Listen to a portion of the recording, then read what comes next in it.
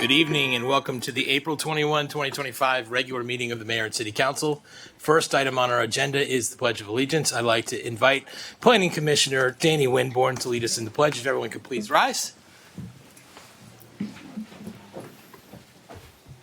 I pledge allegiance to the flag of the United States of America and to the republic for which it stands, one nation, under God, indivisible, with liberty and justice for all. Thank you, Danny. Next item on our agenda is reflection. And I want to wish I hope everyone had a happy Passover, happy Easter. And we send our condolences on the passing of Pope Francis. And we will be thinking of him as we go into this moment of silence.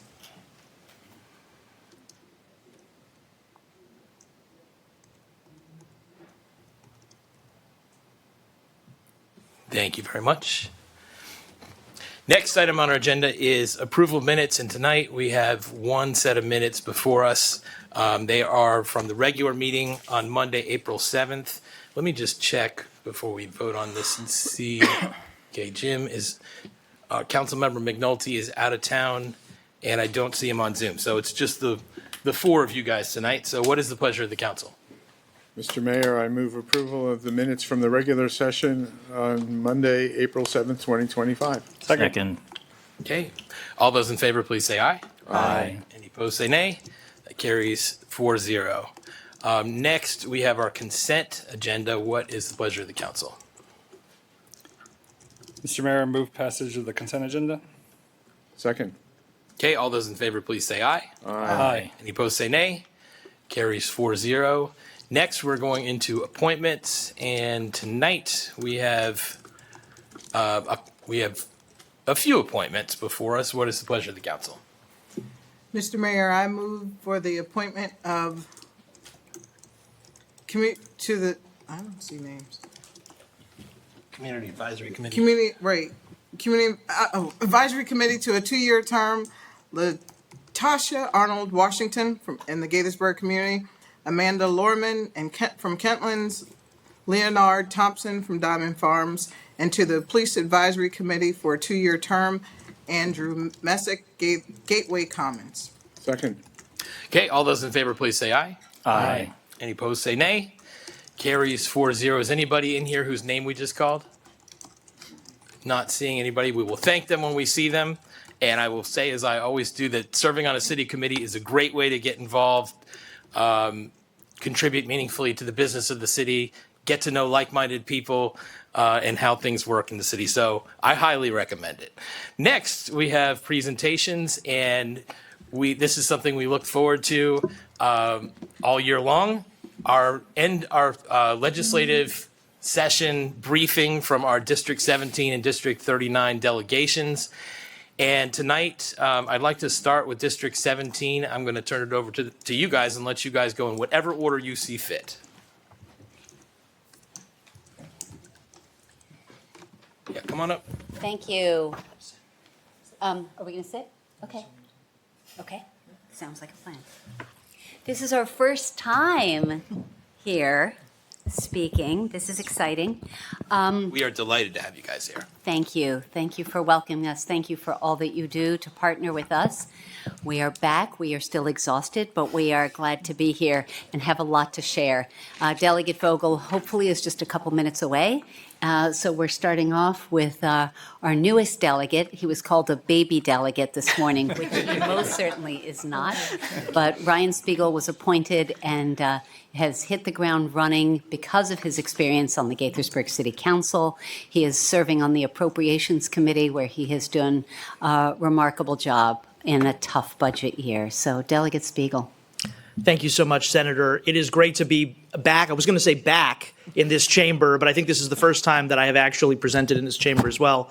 And I just want to note how much I enjoy being here and how beautiful it is and how I appreciate the timing of the council moving into this beautiful new chamber a couple of months after I left. But it is great to be with you. And I think one of the ingredients that makes our delegation able to be so effective in Annapolis is the partnership, the close working relationship that we have with our municipal governments in District 17. So thanks to all of you for the work that you do to advocate and to support a lot of the priorities that we work for in Annapolis as well. I also want to give a shout out not only to my outstanding District 17 colleagues, but to our District 39 colleagues, some of whom I know are joining us tonight. I know Delegate Wims is here, and he and I sit very close together on the House floor and work closely together. We also have offices in the same hallway, and it's been a pleasure to work with him as we both get to know our way around Annapolis. And in fact, the first two bills that I was the primary sponsor for that actually made it through both houses of the General Assembly and are on their way to the governor's desk were made possible with the help of our District 39 colleagues. So I just want to give a shout out to Senator King, who was the cross-filer for one of my bills, which provides more consistent funding for the Maryland Deaf Culture Digital Library, which is an important resource for the roughly 1.5 million Marylanders who are deaf or hard of hearing. And I also had a bill that passed both chambers that previously, a sort of a prior version or edition of it was introduced in previous years by Delegate Lopez, and that makes it easier for our public service workers to access the federal student loan forgiveness program. And so I was able to inherit a lot of the work that she did in order to make that a successful bill this year as well, and that passed both chambers. So obviously work very, very closely with my District 17 teammates who have been outstanding, but also want to give a shout out to our District 39 partners as well. I serve on the Appropriations Committee, so I think it makes sense for me to spend most of my time tonight talking about the budget. Obviously, there were hundreds of bills that we considered and passed this year, covering topics that are important to all of us, ranging from education to transportation to healthcare, to protecting our federal workers in this time of chaos, to protecting our LGBTQ community, to protecting our immigrant community. Being on the Appropriations Committee in a lot of ways helps touch upon a lot of those different priorities, if not all of them, because we're talking about where the money goes. And as you all know, as local leaders dealing with your own budget cycle right now, a budget is a moral document because it reflects the priorities and the investments that we make for our community.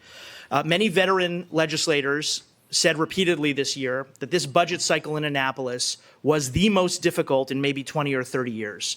And that is the result of a lot of complicated causes, including stagnant economic growth over the last several years in Maryland, including the national, international inflation, including, I know we're in a nonpartisan environment here, but the White House policy of slashing federal funding for agencies and the rampant layoffs that have disproportionately impacted our community, where we have so many federal workers and contractors, really created a perfect storm of challenges for our state budget. And we had about a $3 billion shortfall.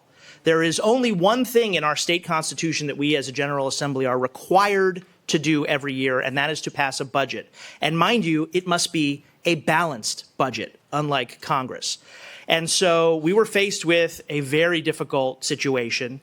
The original proposed budget, as introduced by the governor's team, had some severe cuts to important priorities like funding for our developmental disabilities programs, funding for our child care programs, funding for our health care programs, and other significant cuts. And while we understood this was a year where we really needed to make severe cuts, we wanted to figure out a way to return as much of the critical programs that our Marylanders rely on, that Gaithersburg residents rely on, as we could. And so I took out my red pen with my fellow Appropriations Committee members, and as Councilmember Hernandez knows from his visit to my office during session, I had binders upon binders of state agency budget documents, and we tried everything we could to cut down to the bone without sacrificing our core priorities and values. And we cut, depending on how you count, between $1.6 billion and $2 billion out of the state budget. The general fund spending this year is going to be $400 million less than it was last year. This was a Herculean effort to really make sure that before we had to start talking about generating new revenue, we looked under every couch cushion to make sure that we were being responsible about our budget. And so I'm very proud of the work product that we were able to create. There were some compromises. I can't say that I like absolutely everything that went into this very complex budget document, but we were able to save our priorities that I talked about earlier for the most part. We're able to continue our important investments in the things that we value in the way that we serve our community, including significant resources back to the local community. About $1.2 billion in direct aid for education, transportation, and public safety funding for Montgomery County and its municipalities. And that's about a 6% increase in that funding from last year, and given the additional costs and inflation and cost of living adjustments, that seems an appropriate increase given the needs of the community here in Gaithersburg and across Montgomery County. We're able, with this budget, to end the fiscal year 2026 with about $2.4 billion in our rainy day fund for future emergencies, which puts us on a much sounder fiscal footing. We're probably going to end the year with about $350 million in cash for the state, which is also very good considering where we started. And I'll let my colleagues who serve on the Ways and Means Committee talk a little bit more about the revenue side and some of the tax reforms that were instituted in order to generate additional revenue.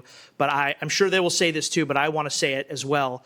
94% of Marylanders will either pay the same or less in state income taxes as they did before, even though we are generating new revenues. And I think that's a really important point. There's lots of other things to talk about in terms of utility regulation and making sure that we address our skyrocketing electric bills. There is reform of some of the rules governing homeowner and condo associations that I have partnered with Senator Kagan on, which I'm sure she'll talk about a little bit as well, to try to protect the unit owners who live in HOA and condo associations. And I know all of you have done a great job leading on that effort locally as well. I want to just end by talking about capital budget investments, separate and apart from the operating budget. We have a capital budget at the state which invests in the physical resources, the buildings, and other physical assets of the state and in our communities. And even in this very, very difficult budget year, we were able to bring back to the city of Gaithersburg significant investments from the state, including $500,000 for the new municipal complex at 12 South Summit Avenue across the street, $1.3 million for Shady Grove Adventist Hospital, which serves Gaithersburg, $12 million additional, in addition to other money that we brought back last year, for the construction of the Crown Farm High School, which I know is a priority for the city, as well as $125,000 for the CCACC, that's the Chinese Culture and Community Services Center, health services that they provide to the community, among other important capital investments that we can talk about if you want to get into it. So thank you all very much for the opportunity to serve. It's my honor. And I'm so glad that in a very difficult year, we were able to deliver some very important things for the benefit of the residents of Gaithersburg and our broader community. Okay.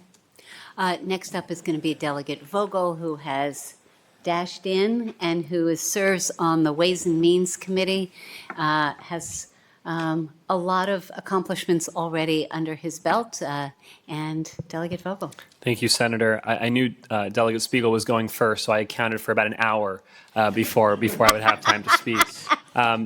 Mr. Mayor, council members, good to see you all. It is an honor to serve in Annapolis, but it's also good to be home in Gaithersburg, back in Gaithersburg after a busy legislative session. Delegate Spiegel spoke about this, but we really are a team, the District 17 team, the Gaithersburg team, and that's why we're able to deliver the legislative bond initiatives, but also some big legislative wins for the city. Let me just start by thanking Councilmember Hernandez, because one of the bills that I worked on this session was really inspired by an ordinance that started here in the city of Gaithersburg. I think our state would be better off if it often followed Gaithersburg's lead on issues, right? And this particular issue relates to our renters. Renters in the state, myself included, not only pay our rents, but often pay hundreds of dollars in additional fees on top of those rents. This is an issue that the city, as I said, has taken on. I sponsored legislation that made it out of the House of Delegates that, because of some technical issues, was not able to make it out of the Senate, but I'll bring it back next year to bring that idea, that ordinance, to the statewide level. This is amongst a number of issues that we worked on to lower costs for Maryland families, whether it's for renters, whether it's related to health care. We advanced a number of legislative measures to lower the cost of health care for Maryland families, legislation to lower the cost of child care for Maryland families, amongst a number of, and I think most notably given what families are experiencing right now, lowering the cost of energy utility bills, a number of big packages to address that issue, both with immediate relief for Maryland families, for ratepayers, but also with some long-term strategic investments to build out more energy generation here in our state. I've continued to work on the issue of the substance use disorder epidemic, specifically fentanyl overdoses, a bill that passed out of the House and the Senate and is at the governor's desk for his signature. We'll create a fund program using opioid restitution fund money to train paramedics on how to administer buprenorphine on site. This is considered a best practice. What it does quickly is take away the symptoms of withdrawal after someone's administered naloxone in the case of an overdose. That gives you 24 hours to get individuals into medically assisted treatment and prevent future overdoses. So this is money that's going to be available to paramedics here in Montgomery County and across the state to get that critical training. Delegate Spiegel got to the issue of the deficit. He works on the budget. I'm sure that my colleague, Delegate Plakovich-Carr, will speak to the revenues piece. We have to acknowledge that a big piece of the deficit problem is the stagnant economy here in our state and the need for more economic development. I think Gaithersburg, again, stands out as a model for what that economic growth could and should look like. But there are a number of steps that we can take and should take. I'll be in Annapolis tomorrow. The governor will sign my bill that makes permanent a pilot program working together with TEDCO, the state's technology development organization, and local colleges and universities, specifically those colleges and universities that haven't seen that sort of tech entrepreneurship funding in the past. The bill as amended also makes that funding available for places like Montgomery College, for colleges like Montgomery College, and I'll be bringing representatives from that TEDCO program to Montgomery College to start those conversations. And one last bill that I want to touch on before I turn it over to Delegate Plakovich-Carr is a bill that started with a conversation I had with a business owner here in the state who shared with me that his reason for wanting to leave the state, surprisingly, wasn't taxes, right? It was the issue of permits and licenses and how long those can take. So I sponsored a number of bills to address that issue. One would have created a complaint portal, so businesses can submit a complaint if a permit or a license takes longer than 60 days to complete. So we can identify those chokeholds, those points where the economic growth that we want is being slowed down by bureaucracy, our effort to actually make government more efficient. So with that, I'm happy to take any questions, and we'll turn it over to my colleague. Okay. Next up is our senior delegate, Delegate Julie Plakovich-Carr, a former Rockville City Council member who not only is on the Ways and Means Committee and is in leadership there, but also chairs the Montgomery County House Delegation, which is a really big and annoying job. So she deserves extra props and probably combat pay for that. And her birthday is tomorrow. So Delegate Plakovich-Carr. She shares the birthday, I don't know if she knows this, with Tanisha and with Rob Wu. And I did know about Councilmember Wu, yes. Amazing. All right, very good. Well, thank you all for having us. This is always a great opportunity to come and to share the highlights of the session. I just want to start where Councilmember Spiegel really left off in terms of just really underlying how challenging of a fiscal situation the state was in this year. And I think it's really worth people noting that yes, we were facing a structural deficit going into the session, but the challenges became immensely harder because of the actions of the federal government. I mean, in the midst of session, we saw a $350 million revenue write-down because of federal actions, $400 million in funding for public schools across the state has been withheld, and $330 million in transportation grants have been pulled back from the state of Maryland, and that's really all within the last 6 weeks. So $3 billion budget deficit made immensely harder by over $1 billion in actions there. We've heard a good deal about what the budget looked like, and I just want to touch briefly on the revenues piece.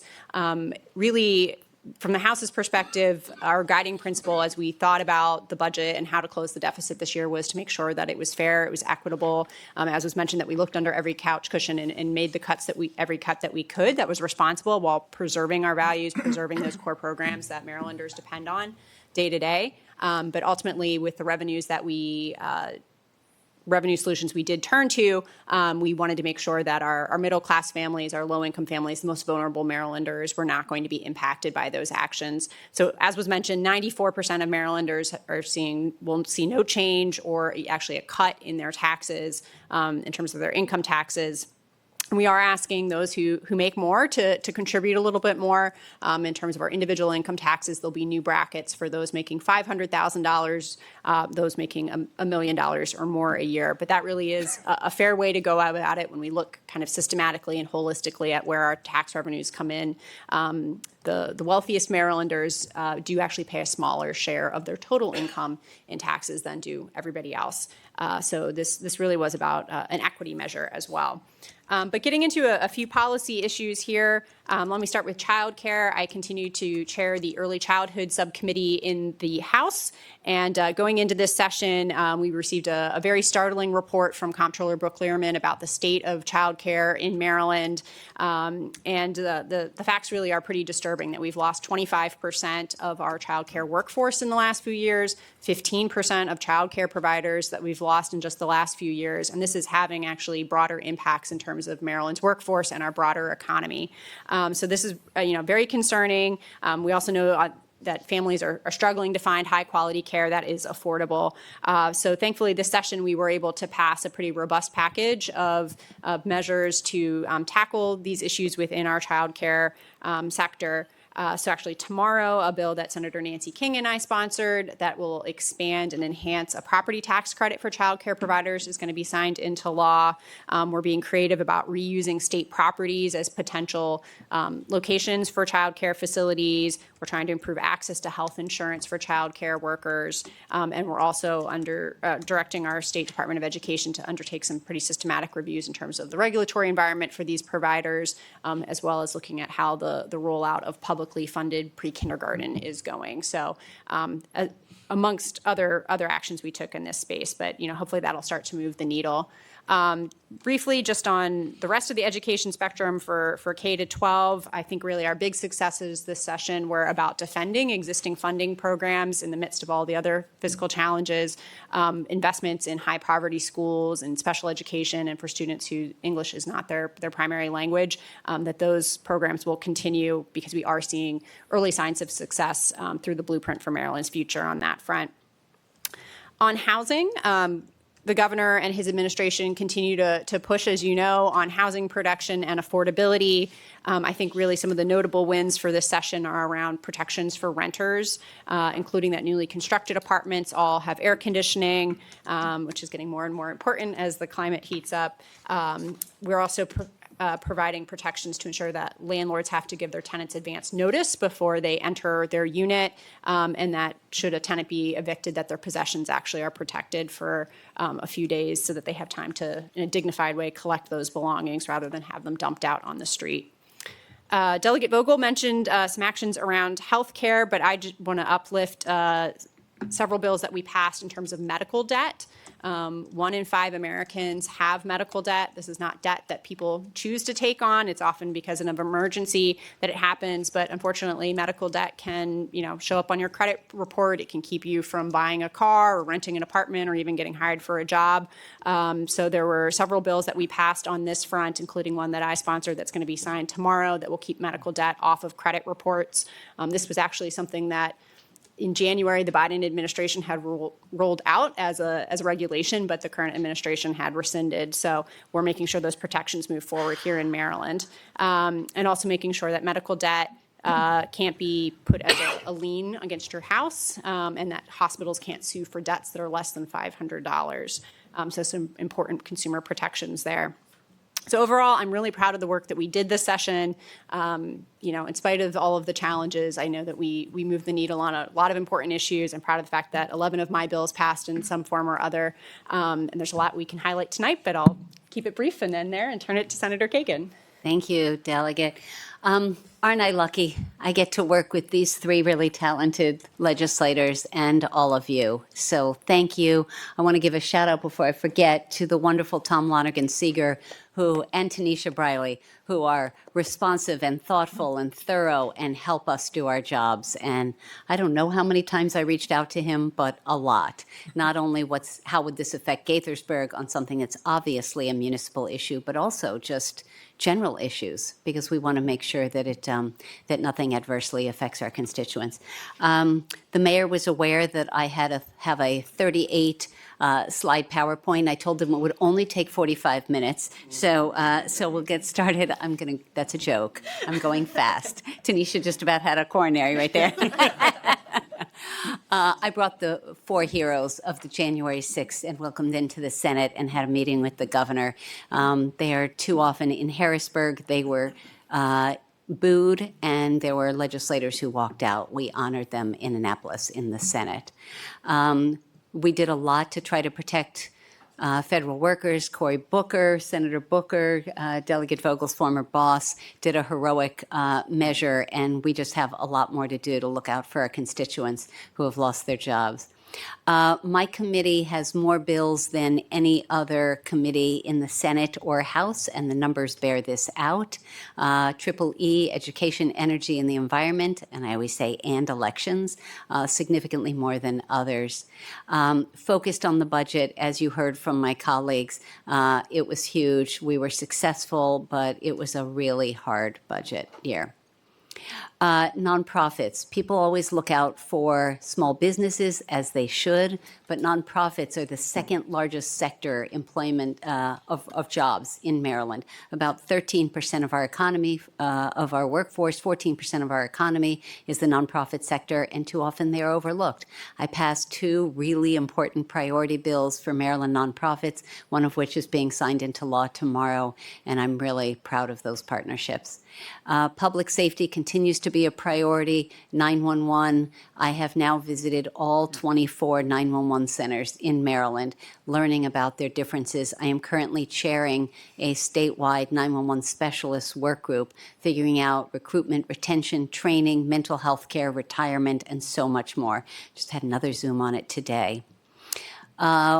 The morning after session, on too little sleep, the governor signed 92 bills into law, including 3 of mine, and this one connected 988 and 911. 988, for those who don't know, anyone watching at home who's not aware of 988, it is the suicide and mental health care line. It is available 24/7. Please share it with your friends and family. And in this picture is Jordan Loring, my fabulous ledge person who's with us this evening. There was a bunch that I did on equity. I'm not going to go deep into this, but Maryland State Firemen's Association, MSFA, has finally, after too many years of trying, is now the Maryland State Firefighters Association. Energy costs, several of my colleagues have referenced that. My committee had 3 large bills that addressed that. The climate crisis continues, obviously, to be a focus. Education, the blueprint, Delegate Polakovich-Carr talked about that. And I don't know if you all saw recently that there was an article showing that Maryland's high school graduation rate is on the upswing and is the highest that it's been. And that is a heartening development as we continue to invest in our public schools. Love this picture from the state of the governor and me. And he had some ambitious goals. Some of his initiatives went through and some did not, and we'll all be working on them over the interim and need to come back next year. One of my bills was the right to repair, which is a growing consumer protection trend, and I sponsored the right to repair wheelchairs. Without a wheelchair, someone who uses one can't get to their job, can't get to a doctor's appointment or a family reunion. I recruited Delegate Aaron Kaufman to be my cross-file sponsor, and we passed it in 1 year and look forward to that being signed into law. Our immigrant neighbors are under attack by what I call the Trump-Musk administration. We have got to make sure that they feel safe and welcomed, and that is going to continue to be a challenge for all of us. Elections is part of my wheelhouse. I sponsored 11 election bills, passed 6 of them, including one of them that's being signed into law tomorrow with Delegate Wims, and one with Delegate Polakovich-Carr that will be signed in the coming weeks. They did everything from increased transparency to allow the counting of education ballots, Board of Ed ballots. It's more complicated than it's worth going into. We changed next year's primary election date to make sure that, to accommodate families who might be going on vacation after school lets out, or community centers or schools that might be being renovated. There's just a whole bunch of things here. Anti-Semitism, racism, homophobia, Islamophobia, all kinds of hate have just been on the rise. And I convened a meeting with the leaders of the Jewish Caucus, the Chancellor of the University Systems of Maryland, and the American Jewish Committee to try to make sure that our campuses are safe for the Jewish community, which has not always been the case. Our friends in Congress, pictured here, are 4 of our new congressional representatives, and they have been present in Annapolis and partners on many issues.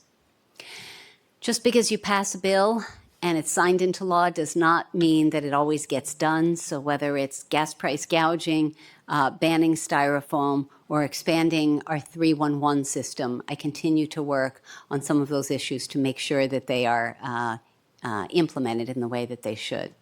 Look at that great picture with those questionable characters. So proud to be a municipal ally and work with our friends in Gaithersburg and Rockville. And Ryan laid out some of the many projects that we brought home funding for. Very proud of that. I'm not going to read through this, but obviously City Hall, Rachel Carson, and many others. We're proud of bringing home projects, funding for needed projects, including over $4.5 million for Montgomery County Public Schools. Montgomery History has a really cool building that you will want to check out once they renovate it. I want to announce in person on Sunday, May 18th, the day after the Gaithersburg Book Festival, after you've done all the things, come and join us. Make sure you're on our email invitation list so that you can get all the details. And of course, Mr. Mayor, I know we have to go fast, so I shouldn't spend any time Slow talking down about on this one. the Gaithersburg Book Festival, always such a highlight. So everyone watching should be there. And there are a lot of other events coming up in Gaithersburg and Rockville. And my staff has worked so hard on casework and constituent stuff as well as legislative stuff. We have scholarship funding. We have tens of thousands of dollars. And Councilmember Harris has been connected, and Yvette Monroe, former council members, others have been on my scholarship selection committee. And so the deadline is coming up. Make sure people come to the website. Delegate Vogel, your deadline is not yet passed, right? Delegate Mine is Blackman? open as well. Okay, so make sure that you apply. My podcast continues to be fun and fascinating. Brief conversations with people I find fascinating. Kibitzing with Kagan, and all over social media. And with that, we're happy to take questions, any of the 4 of us. You do only have 3 microphones, so we're going to have to... Podium. Yes, so we can pull up, let's pull up. Well, you know what? Before we get to questions, Yeah. I want to go to D39. Yes. Give them a chance to present as well, and then we Works. can do questions and comments. So D39, and we have Delegate Acevero joining us on Zoom. So I'll have you guys do your presentations first, and then we'll go to Gabe. Thank you. We've already agreed that we'll have our great representative here from Leslie Lopez go first. Hi, everybody. Good evening. Many of you don't know me yet, but I am Delegate Leslie Lopez's Chief of Staff. My name is Emily Charlap. The delegate sends her regrets that she couldn't make it back from her family Easter weekend in New Jersey with enough time to get here. So I would like to read her remarks on her behalf to update you on her work. I'm not as practiced with riffing in public speaking as the rest of the delegates are, so forgive me for reading the remarks while I try to channel the delegate's unique delivery. As you all know, this was a particularly grueling legislative session as we were confronted with a $3 billion budget deficit. Although the circumstances were tough, I feel as though it was my most successful session to date. Again, in Delegate Lopez's voice. In the face of instability and reckless cuts by the federal government, my colleagues and I fought to ensure quality health care, federal workers, and immigrants would be protected. About 3,300 bills were introduced in the House and Senate, and I'm proud to have passed a first-in-the-nation bill to fund abortion care without a penny from tax dollars. We made painful but necessary cuts and secured critical revenue to safeguard education, health care, and public safety. The MGA worked to protect school funding and infrastructure while making strategic cuts without harming essential services. I fought for investments that directly impact our community, from the Developmental Disability Administration to workforce development grants. While there were tough decisions, I am proud of the progress to balance our budget in a way that prioritizes Maryland families. Although the road was hard this session, I believe it brought the best out in our body. We had to think outside the box, and in my case, outside the Maryland state budget, to create new necessary programs. First filed in the 2024 session, my abortion grant program bill went through some necessary and beneficial changes over the interim. The goal of the session was twofold: create a bill with strong, defensible legal language that allocated funding for abortion, and to continue the message of Question 1, that in Maryland we have the right to reproductive care, including abortion, and that abortion is health care. I also want to shout out my cross-file, Senator Gazzoni, who during this crazy budget year spent time explaining the fiscal responsibility of this bill. The funding mechanism is a little bit wonky, but within the 960 pages of the Federal Affordable Care Act, there was a provision meant to tank the bill. The requirement was that the insurance carriers in any state that included abortion coverage on their exchange plans had to collect an additional $1 per month per ratepayer and put it into a separate account so as not to mix with any federal subsidies or federal funding. This was supposed to kill the bill because not only did opponents think that ratepayers would begrudge the additional fee for abortion, but also because the actuarial cost to insurance companies was closer to 12 to 14 cents. And that the carriers themselves would not want to comply with this extra burden. Long story short, no one balked, and the insurance companies followed the law to the tune of a multi-million-dollar surplus across all states. In Maryland, we calculate that amount to be approximately $25 million and an additional $3 million every year. This money is earmarked by the Affordable Care Act for abortion services, and that is what the carriers and now the Maryland Department of Health will use it for. The Public Health Abortion Grant Program will award money to abortion funds, the nonprofits already set up to assist in the cost of abortion services, to reimburse providers across the state for the procedure of abortion. The equitable distribution written into the language of the bill is due to be signed by the governor in the coming weeks. We'll keep open clinics in rural and border areas that have seen a decline in charitable donations that have kept them afloat so far.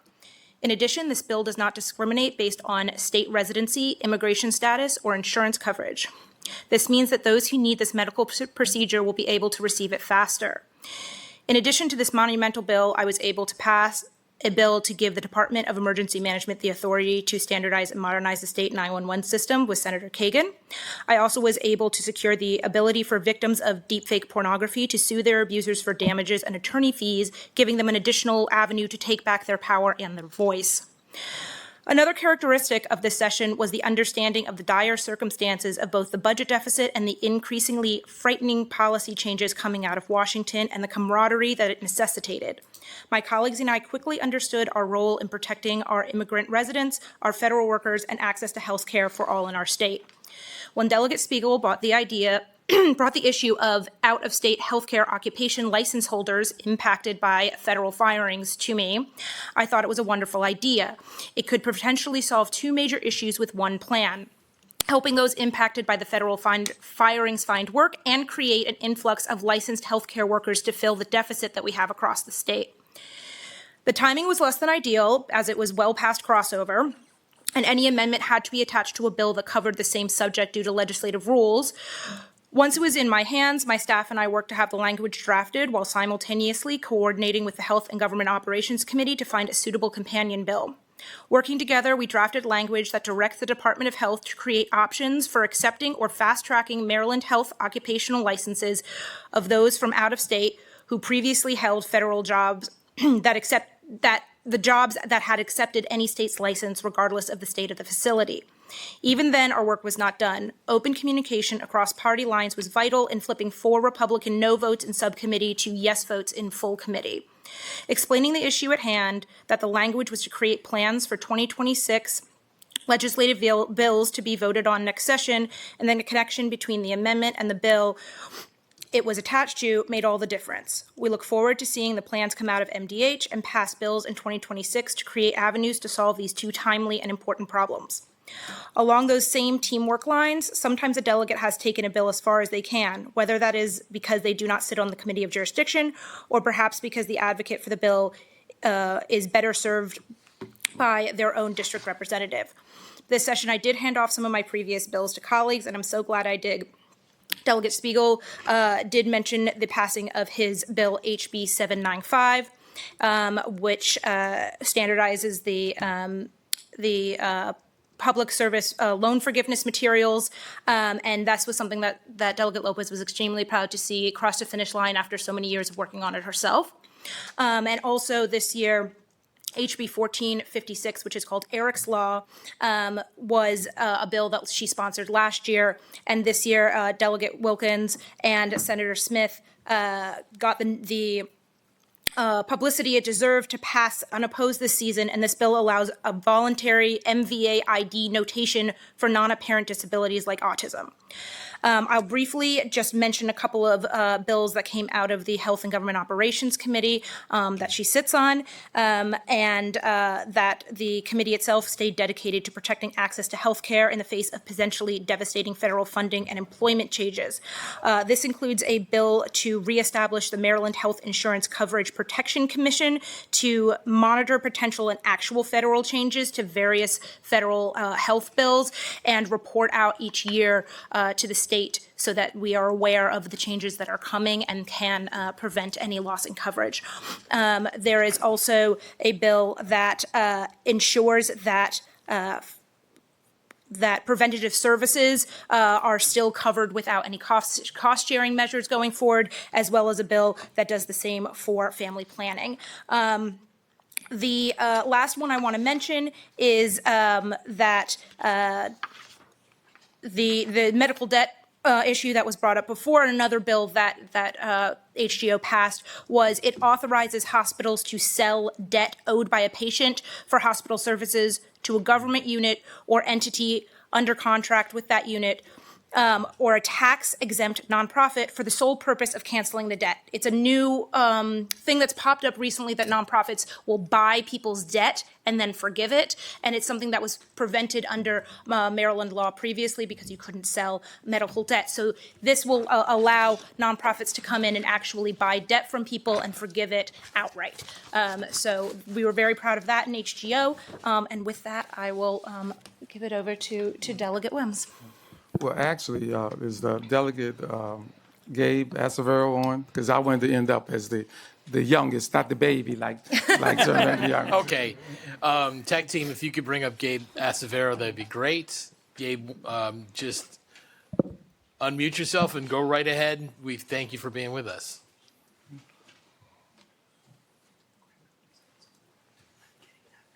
Delegate, are you there? Yes, I'm here. Can you hear me? Yes, go right ahead.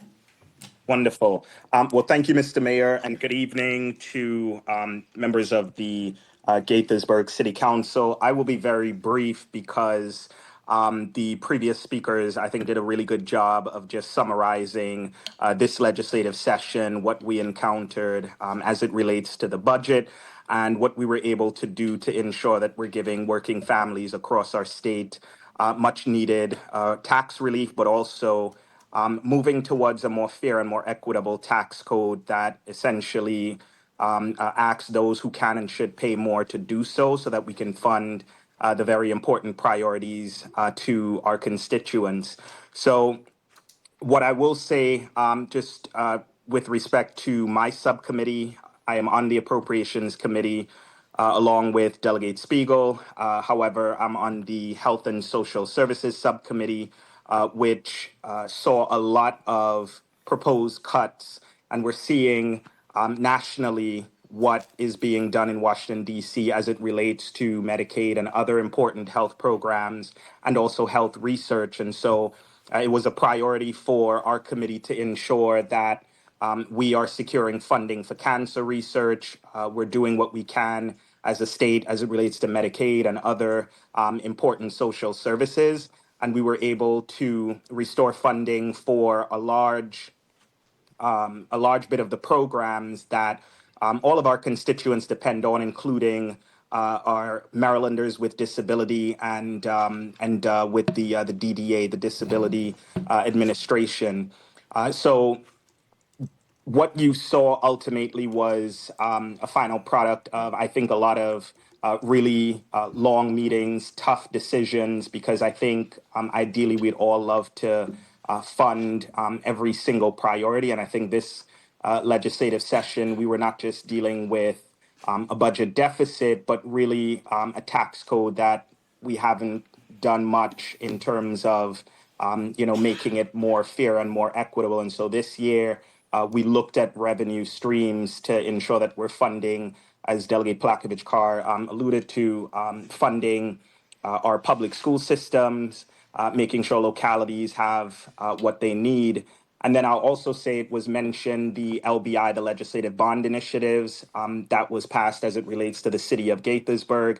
I will just say reiterate my commitment. I've mentioned that to some of the officials that I've spoken to from the city of Gaithersburg, but just reiterating my commitment to ensuring that the funds or any bond bill that's introduced as it relates to the municipal complex, that we're finding those resources so that you all are able to do what you need to do. I was able to tour the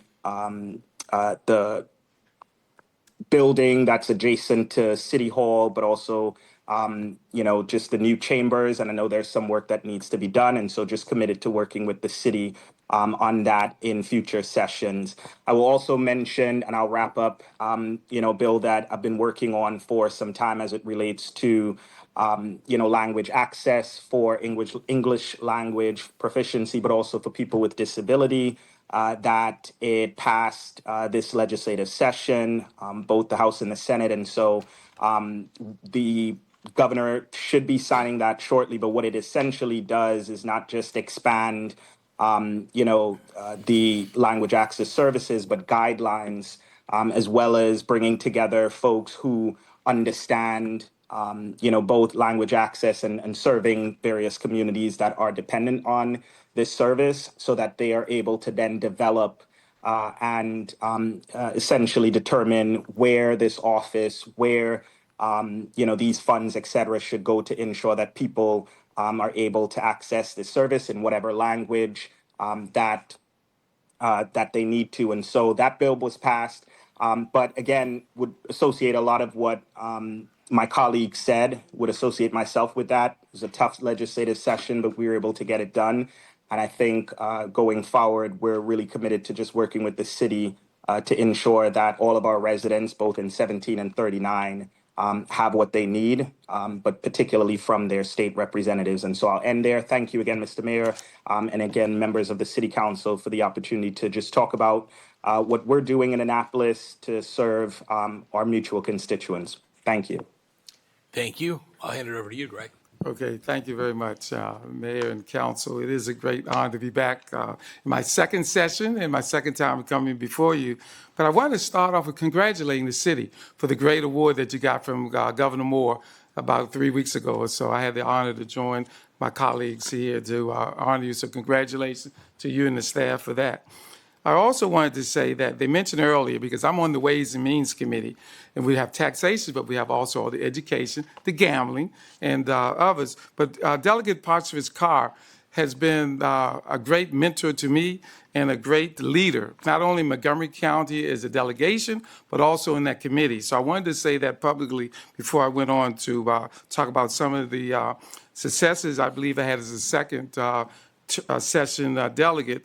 But before that, Senator King called me today, and she couldn't make it today, but she wanted me just to highlight a few of her bills. And Delegate Spiegel mentioned the great bill that they have together dealing with the digital library and so forth. And there's $450,000, I think, that's going to be appropriated to that. So I wanted to mention that one. But also, working with Delegate Partridge-Carr, she has the property taxation bill for the daycare centers. And as you all know, and the public may not know, I'm seventh generation Gaithersburg and historic store town. So the one thing that I've noticed over the years here that we have a lot of daycare providers here. And to me, that was one of the most important bills because in our early childhood subcommittee with Delegate Partridge-Carr, we noticed that the blueprint, and especially the part of the blueprint that says pre-K, these kids should get their education. So with this bill, we'll not only have Gaithersburg, but also those in 39 in Germantown and where we have Montgomery Village. So now to my particular legislation, I want to first also, beside Delegate Carr that I just mentioned that Ryan Spiegel actually helped and mentored me, and Ryan may not know that I was going to say this today, when we first started with a lot of the bills that I'm going to present today. And the first one is the GED bill. This is one, I talked to all of you, and especially Robert, I want to thank you for way back in the summer mentioning that at Gaithersburg and my Watkins Mill and also Seneca Valley, a lot of the kids drop out for whatever reason. They may help their family, they may have to work or whatever, but they go back to take the GED bill. And what we found is about 40, maybe 50% of those failed over the last several years because the bill was only, or the exam was only in English. So my bill, along with Senator King, and that's why I mentioned the great partnership we have, we worked all summer, quite frankly, on this. And what the problem was, and I wanted to mention this to this group, and I know we on social media, that we first thought that that bill was with the Department of Education. And that took us about 3 weeks to find out that no, it's with the Department of Labor. Because when it comes to the GE bill and it's nationally, the Department of Labor actually funds and administers that through their workforce funds. So with that, we found that Maryland was the only state in America that had it in English only.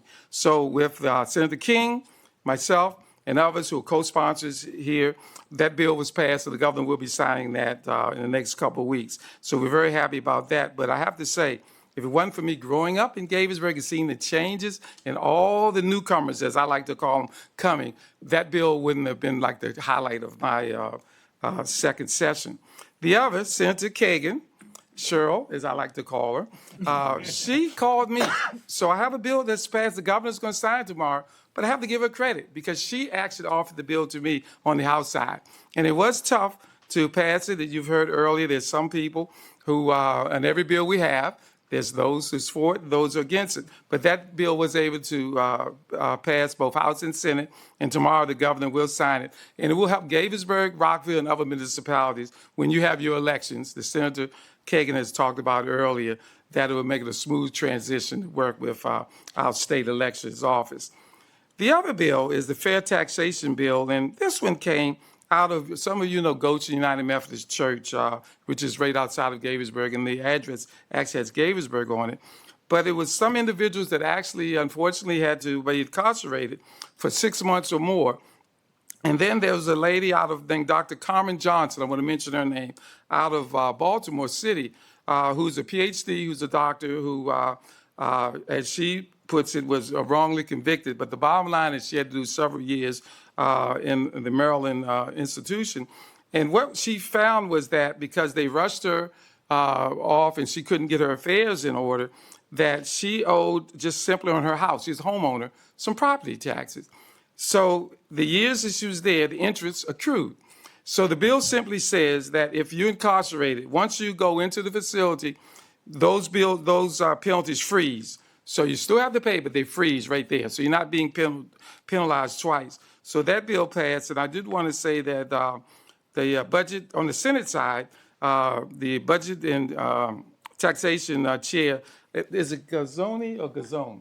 Has Gazzoni? That's because people pronounce it different ways. He said in a public hearing that was one of the best bills they've seen because, again, for years, those who were incarcerated had to be penalized twice for that. So that bill passed, and that will be signed in the next couple of weeks.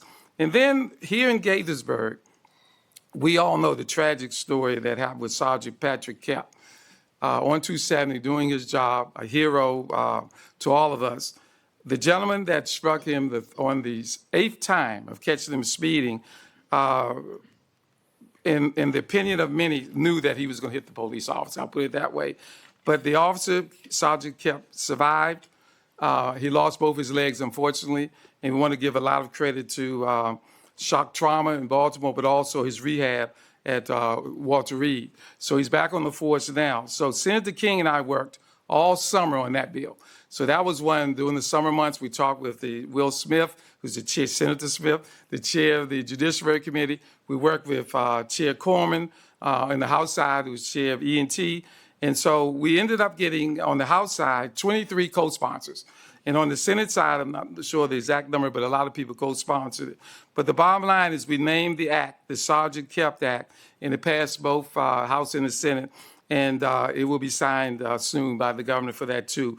But one of the reasons why I wanted to mention that bill here, besides, of course, we honored Sergeant Kemp, that happened right inside of Gaithersburg, in the city limits there on 270. So it was something that was very close to us.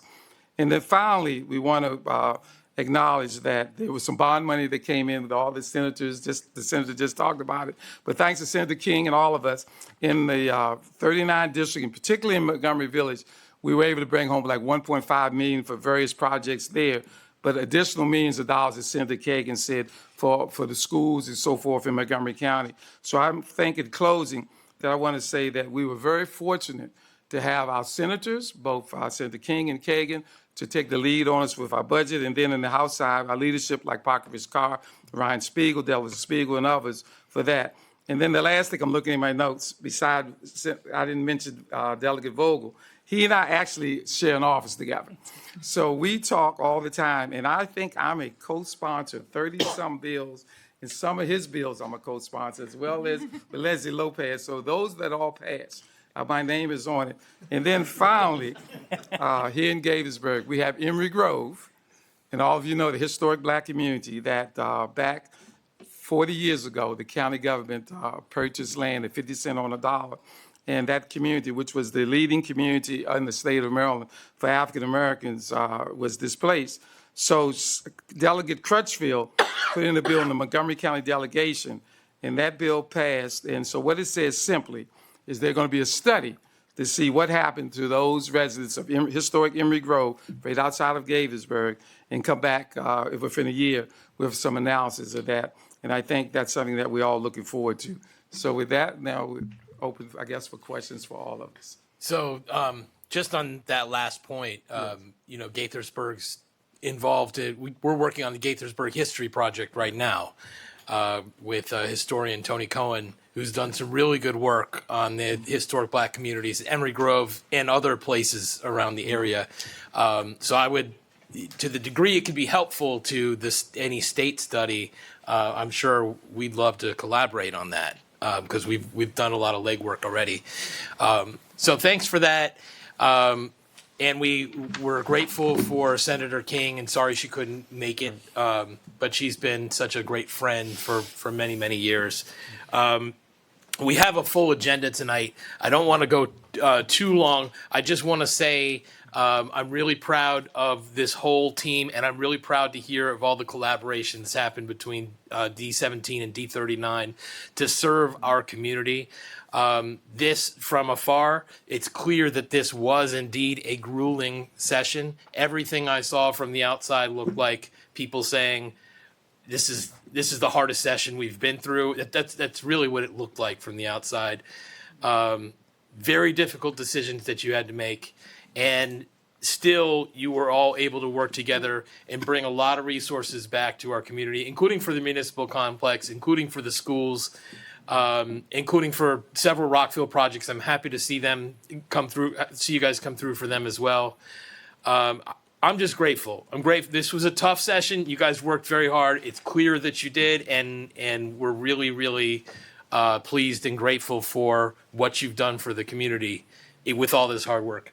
I want to open it up very quickly. If anybody wants to say anything, I see Rob. You do? Sure. Go right ahead. Thanks, Mr. Mayor, and thank you to our colleagues and friends from D17, D39.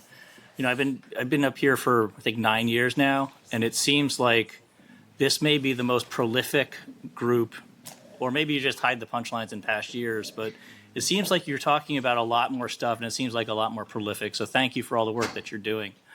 One question is, you know, a lot of what we're, they're like lining up. Yeah. A lot of the stuff that we were seeing was budget impacts. And so, you know, you come into the season with, you're hearing about a structural deficit that's coming in. It needs to be filled. The holes need to be filled. And then on top of that, you have the federal stuff going on. And it was good to see that you were able to come out of this. And we talked about a lot of the money that you brought back, but a lot of what we also need here is protecting the revenue streams. And to be able to do that is I think, monumental. Question I've got is that structural deficit here going forward? You know, I've heard about the federal layoffs. We're just perhaps right at the cusp of them. What are we looking at in future years for this?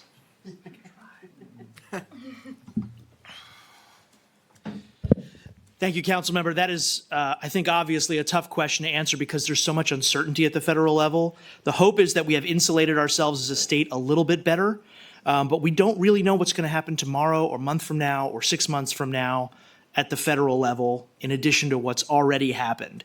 We tried as best we could, as I talked about earlier, to build a little bit of a buffer in terms of the rainy day fund, in terms of the cash balance.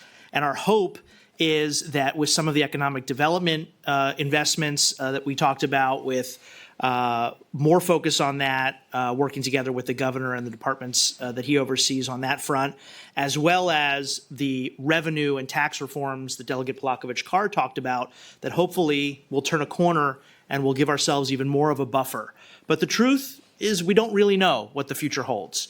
And the hope is that we are in a good enough position, at least for the next couple of years, based on the decisions we made in this legislative session.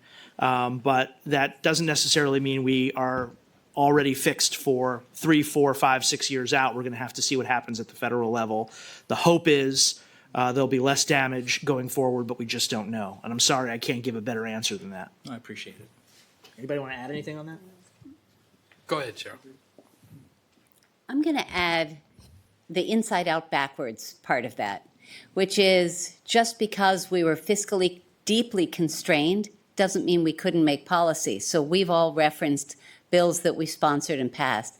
I think the number was 878 bills that passed this year.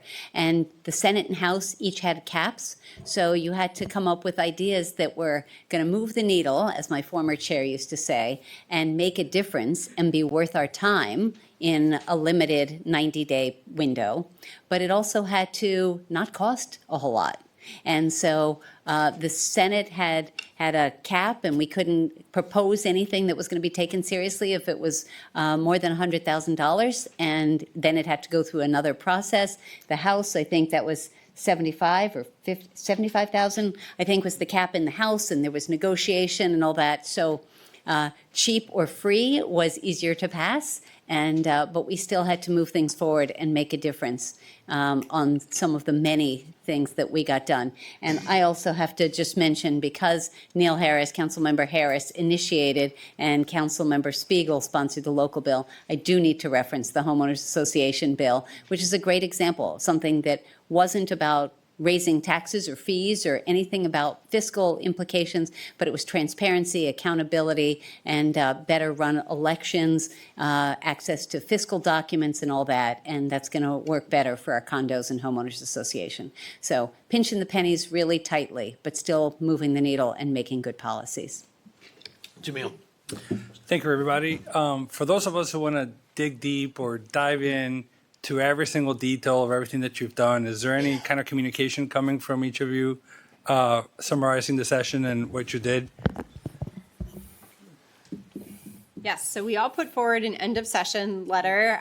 Many residents, if they contacted our offices during the session, will be getting a copy of that in the mail or emailed out. I will also point out that our Department of Legislative Services does a very comprehensive 90-day report that's up on the General Assembly website, and you can dive into particular issues and see exactly what passed and get the synopsis of each bill. Thank you. I brought a bunch of copies of my end of session letter, which are in the back of the room for anybody here who would like some. And we're all pretty active on social media, so find us on Twitter and Instagram and Facebook and all over. Lisa. Thank you, Mr. Mayor. I just want to say thank you and how absolutely proud I am to be a Marylander, a D17 and D39er. Yeah, we couldn't get a better group. So thank you guys very, very much. I called Delegate Spiegel one day in a panic because a friend of mine depends on a program for his family member who's mentally disabled, who has mental challenges. And the program was on the cutting block. And while Delegate Spiegel couldn't make promises, he made commitments to fight for it, and it made it. And so his family member's safe, he's covered at 24/7. It's his life support. So I'm so thankful for Delegate Spiegel and this entire group for what you do every single day. Delegate Greg Williams, I love that you tell these stories with your bills and how you promote that. It's fantastic. And one other thing, we have to mention the quote of the day. Delegate Vogel. Congratulations on the quote of the day for New York Times. New York Times quote of the day, Delegate Vogel. It's on my Instagram page and on his. Probably. On the very exciting issue of taxes. Excellent. We'll go to Neil. All right, thanks. So I have to say, first of all, that I was a little concerned when they cut off two corners of Gaithersburg out of D17 and gave them the D39, but I'm very grateful that we now have two teams working for us. It's awesome. And thank you for mentioning the HOA Condo Association bill. We've heard a lot from various members of those communities, and they needed the help, and I think the bill is fair to all sides and will make a difference. At the last council meeting, I made some remarks about the cost of electricity and energy in this state. We're much higher than our counterparts in Northern Virginia. And Delegate Spiegel filled me in on the details of the work that you folks have and your colleagues had put together to help hopefully lower our energy costs going forward, making more energy available. So it's much appreciated by all of us with really big electric bills. Hopefully they won't be so big as we go forward. So thank you. Thanks for everything. It's a long road. It is a long road. And thanks for the money that you brought our way. We like that too. Yes. All right, let's give them a round of applause, and then we're going to appreciate all of you. We're going to move on to our next agenda item, which is the Days of Remembrance Proclamation. And I'm going to have Councilmember Harris join me.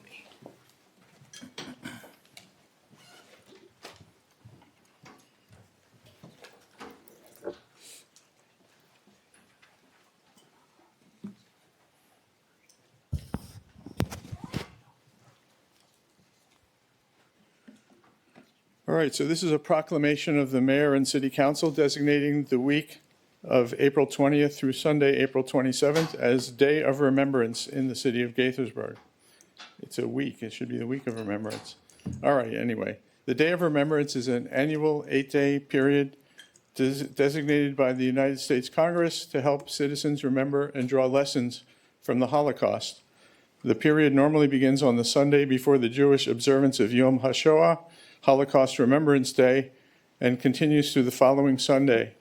A national civic commemoration is held in Washington, D.C., with city, state, and local ceremonies and programs held in most of the 50 states. The United States Holocaust Memorial Museum was created as a permanent living memorial to the victims and provides materials to help support remembrance efforts. Can I say a couple things? Sure. So I am a Jewish person. My Hebrew name is Nochem Herzl. I'm named after two siblings of my grandmother who did not make it through the war. They were not soldiers. They were civilians and victims of the Holocaust, along with my grandmother's parents, my great-grandparents. Also, my wife's parents are Holocaust survivors. My wife's father and grandmother were basically slaves cooking for German squads during the war, and her mother was blonde-haired and blue-eyed and was renamed Mary and smuggled out to Australia. So I just want to, we're supposed to remember, so I want to bring up their names and let you know this is a very real thing that happened, and we should continue to remember. Thank you. Thank you for sharing that, Neil. And I will read the proclamation of the Mayor and City Council of Gaithersburg. Whereas the Holocaust was the state-sponsored systematic persecution and annihilation of European Jewry by Nazi Germany and its collaborators between 1933 and 1945, during which 6 million people were murdered. And whereas the United States Congress established this international recognition of the Days of Remembrance, which corresponds to the 27th day of Nisan on the Hebrew calendar and marks the anniversary of the Warsaw Ghetto Uprising and the Holocaust Remembrance Day on Thursday, April 24th, known as Yom HaShoah. And whereas the history of the Holocaust offers an opportunity to reflect on the moral responsibilities of individuals, societies, and governments, and to rededicate ourselves to the principles of individual freedom in a just society.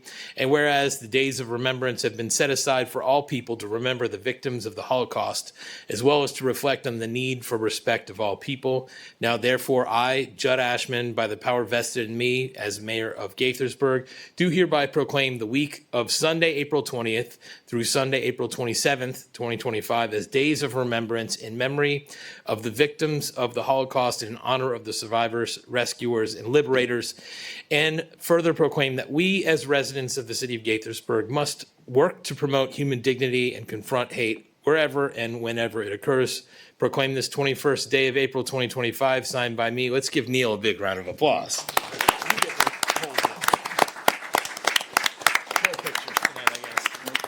Yeah. All right. Thank you all.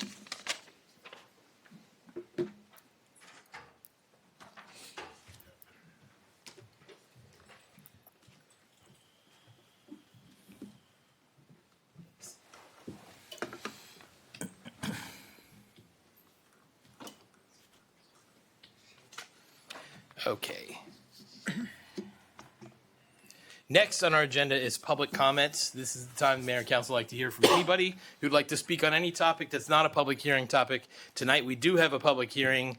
It's immediately after this. So if you're here to speak on the rezoning amendment to the 101 Lake Forest Boulevard and 702 Russell Avenue, hold off. We're going to get to that in a minute. We ask that you come up to the podium, state your name and address for the record for your neighborhood if you feel more comfortable that way. Keep your comments to no more than 3 minutes. Do we have anybody here in the room from the public who would like to testify under public comments? Get my cane off and go this way. I know a lot of you. Wait, hold on.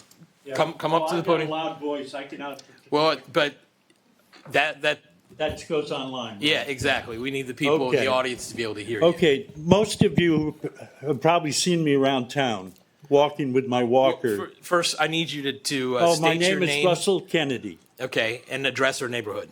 and I live at 8 Russell Avenue Great, here in Old Town great. in Gaithersburg. I've lived there for 33 years now. I bought the first apartment in the building. And so I'm rooted here. I came to a meeting several times. Back on March the 17th, I wandered in here. And then I talked to you once on Zoom about something. I can't remember exactly what. My concerns are, I thought I was going to be appointed to a committee, to the Old Town Advisory Committee. And I don't know, nobody ever got back with me about it. Jim McConkey was the one who who got me on that. And I'd just like to know that. Other than that, introducing myself, because I'm going to be coming here more often. It's mildly entertaining.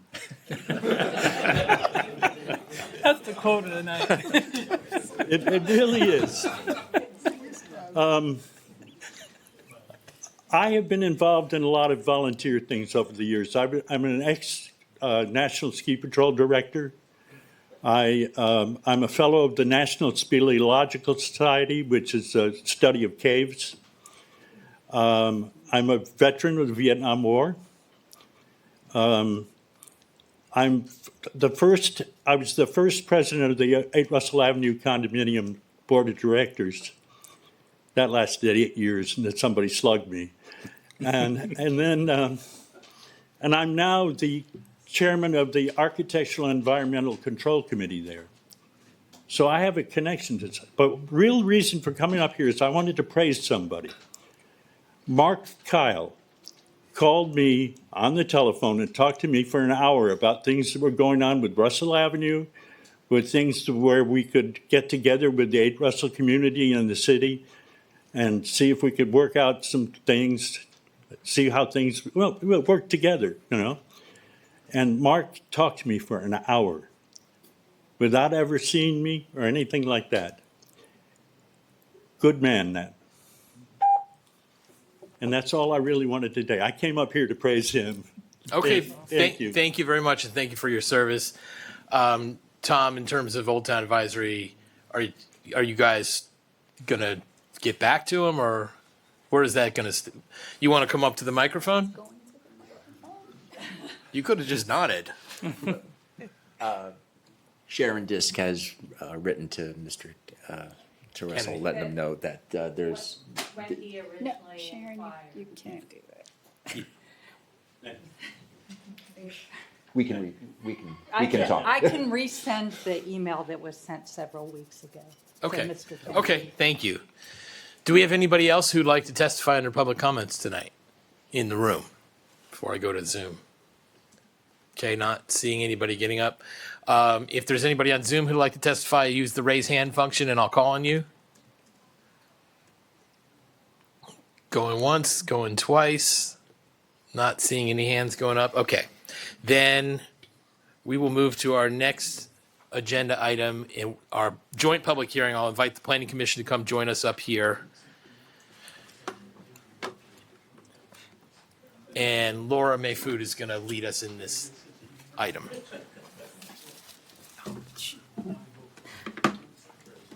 Carol, you're over there. Sorry.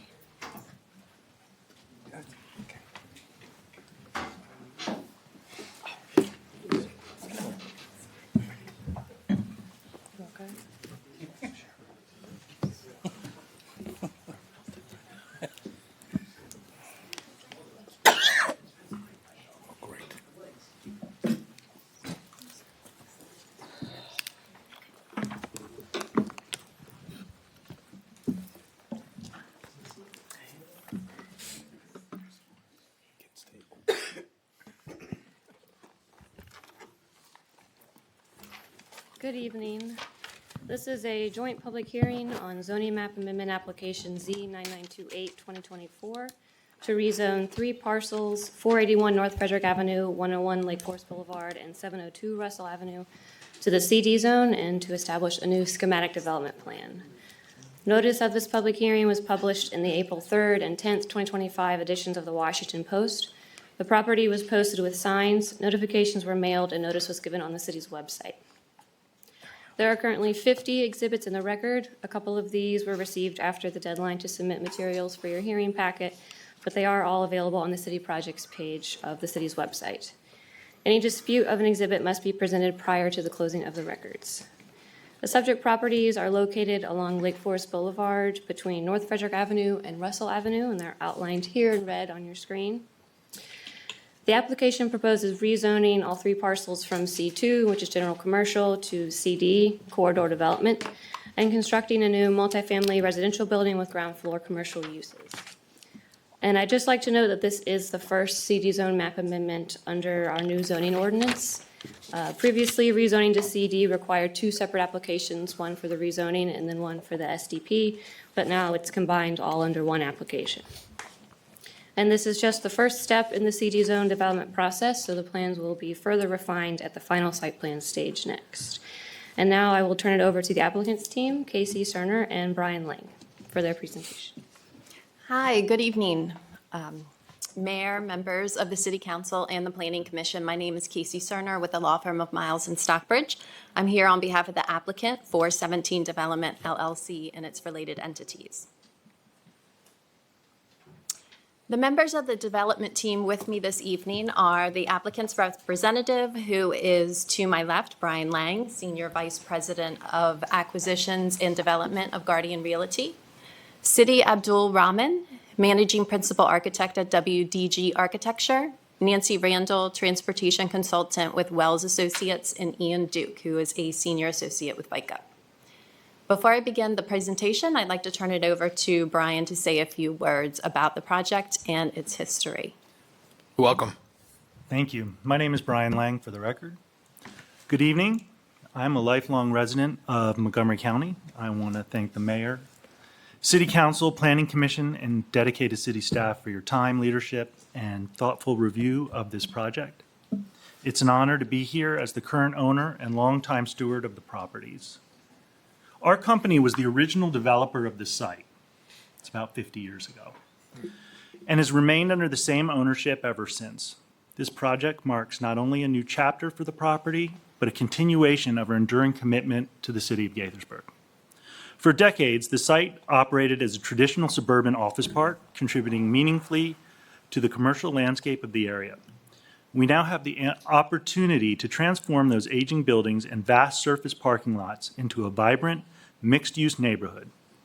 The plan includes up to 410 new homes, 15%, which will be moderately priced dwelling units, along with neighborhood-serving retail, upgraded infrastructure, and thoughtfully designed public spaces that prioritize walkability and connectivity. Our team has approached this redevelopment with care and vision, striking a balance between density and livability, fostering economic growth and enhancing the pedestrian experience. From comprehensive stormwater improvements and modernized private roads to activated retail frontages and integrated public art,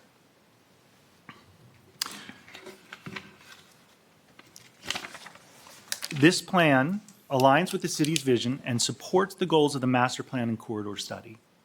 Most importantly, it enhances the area's livability and vitality, and not just for today, but for decades to come. Thank you. And just to reiterate, we want to thank staff again for all of their guidance and support through this application.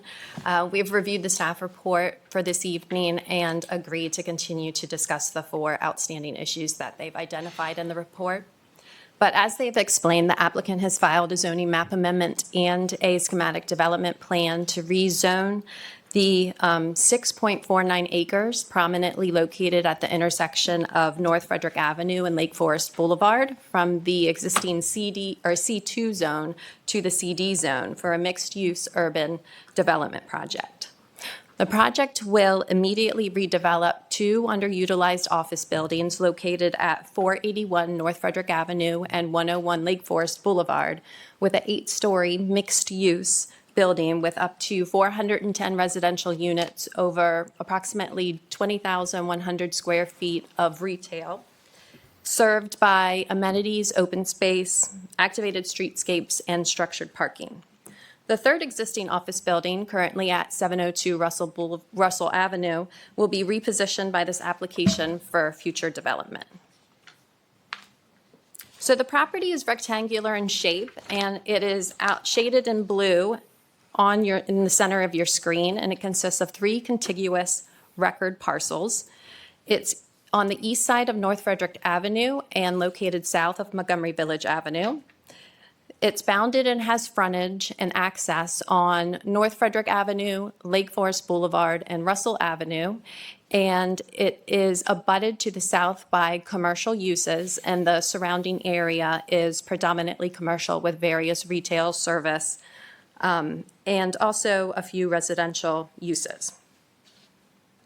The property has convenient vehicular access to I-270 as well as I-370, and it's centrally located for transit, very close to the MARC stations in Old Town, Washington Grove, as well as Metropolitan Grove. And it's approximately a half-a-mile walk to the Lake Forest Transit Center to reach the county's bus system or to catch the ride-on bus that will travel approximately 3 miles to reach the Shady Grove Metro. There's also a BRT stop that's planned just south of the site, approximately 800 feet on North Frederick Avenue. As mentioned, the site consists of 481 North Frederick Avenue, 101 Lake Forest Boulevard, and 702 Russell Avenue. The site's characterized by 3 aging and underutilized office buildings surrounded by parking. The existing site lacks landscaping as well as up-to-date stormwater management facilities.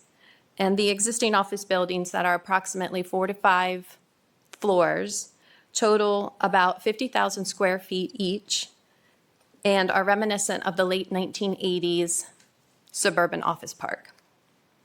The existing site design is obsolete and the buildings are nearing the end of their useful lives, positioning this site as a prime candidate for redevelopment.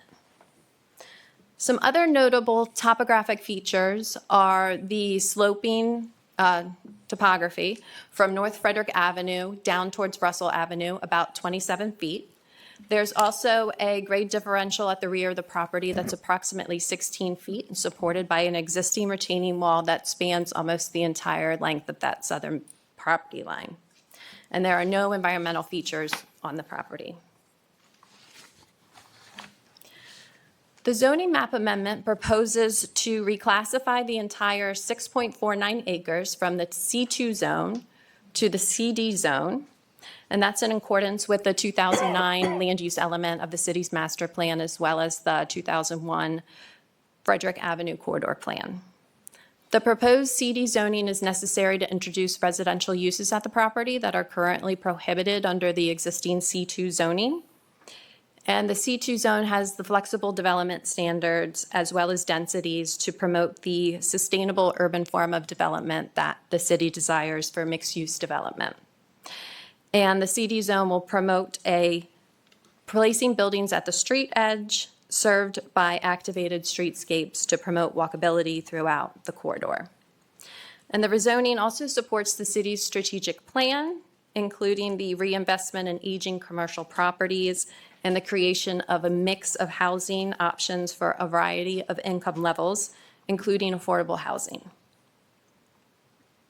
So this is the lotting plan that describes the subdivision necessary for the redevelopment project. The existing property consists of 3 record lots in blue, yellow, and orange, and will consolidate the blue and yellow parcels into a single record parcel for development of the project.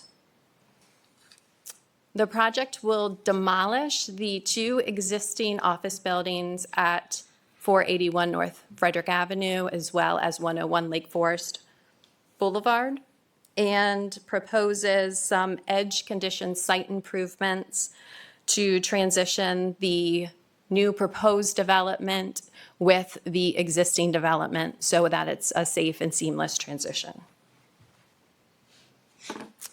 The schematic development plan here depicts the proposed redevelopment within the red square, and that is to the west of the existing office building at 702 Russell Avenue that will be retained. It proposes an 8-story vibrant mixed-use building with up to 410 residential units, approximately 20,100 square feet of ground floor commercial uses, internal courtyard amenities, and structured parking, with approximately 636 spaces to serve both the residential and the retail patrons. As you can see, the building's placed at the street edge on North Frederick Avenue, as well as Lake Forest Boulevard, and it takes advantage of the sloping topography downward from North Frederick Avenue to Russell Avenue by proposing 1 level of parking under the building along the Lake Forest Boulevard frontage. The remaining 6 levels of parking will rise at the rear of the building and are tucked into that area by the west and east building elevations that wrap the sides of the building, or excuse me, the sides of the structured parking. The residential use occupies approximately 430,000 square feet of gross floor area, and the main pedestrian entrance is located at the corner of North Frederick Avenue and Lake Forest Boulevard. The entrance opens to a double-height lobby and first-floor amenities with direct views to the streetscape and also internal to the courtyard. And the courtyard's approximately ½ an acre and will consist of various residential amenity spaces, including a swimming pool, a decking, as well as cafe seating, tables, and grilling stations flanked with landscaping. The retail space will be up to 20,100 square feet and is located at the northeast corner of the building, with the main pedestrian entrances at that corner on Lake Forest, as well as the internal proposed street. The strategic placement of the building, along with the prominent pedestrian entrances on both the residential corner and the retail corner, will activate the streetscape and create a dynamic public realm.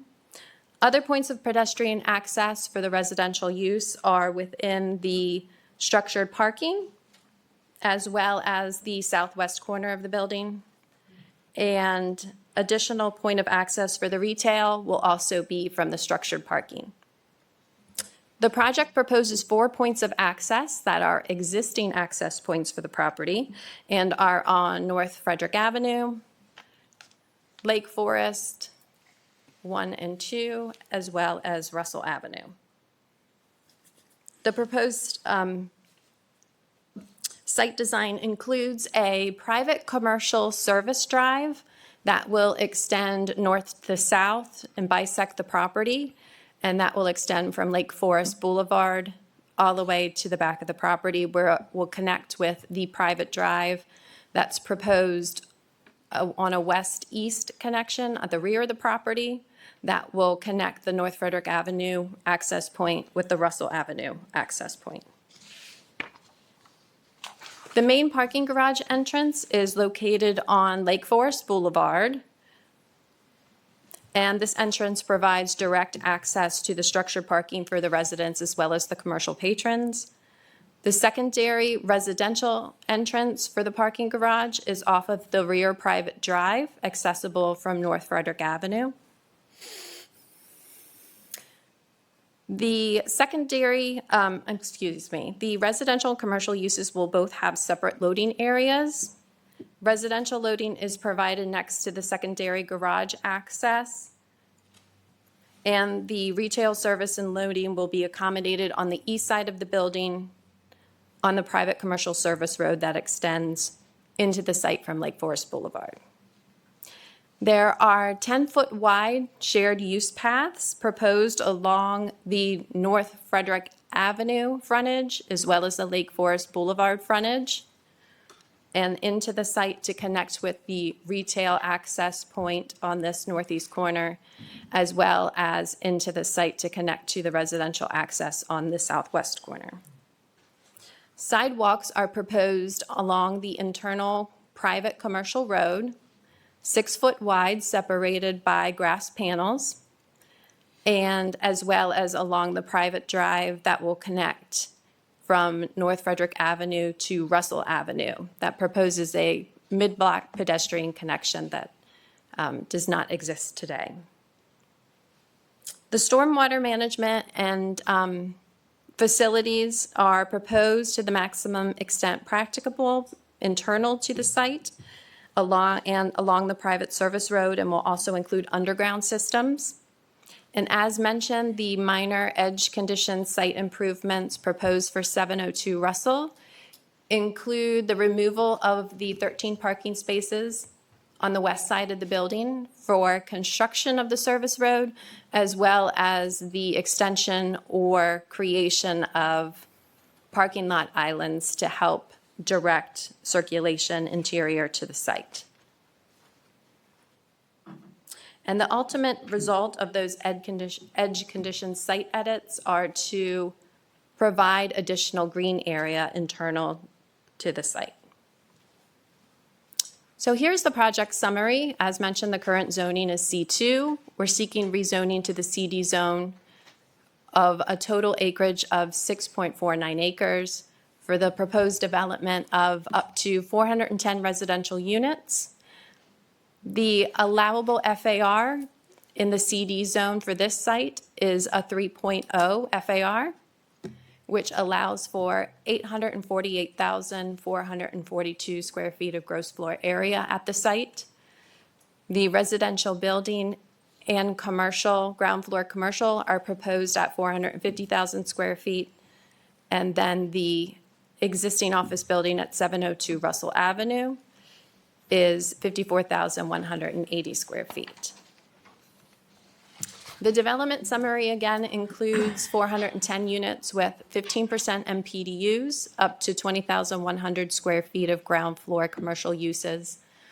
Parking is proposed for the mixed-use building at a total of 636 parking spaces, including ADA and electric vehicle spaces. And that's split between the residential and commercial uses. Up to 10 motorcycle parking spaces will be provided, and 53 bicycle parking spaces are proposed within a secure building accessible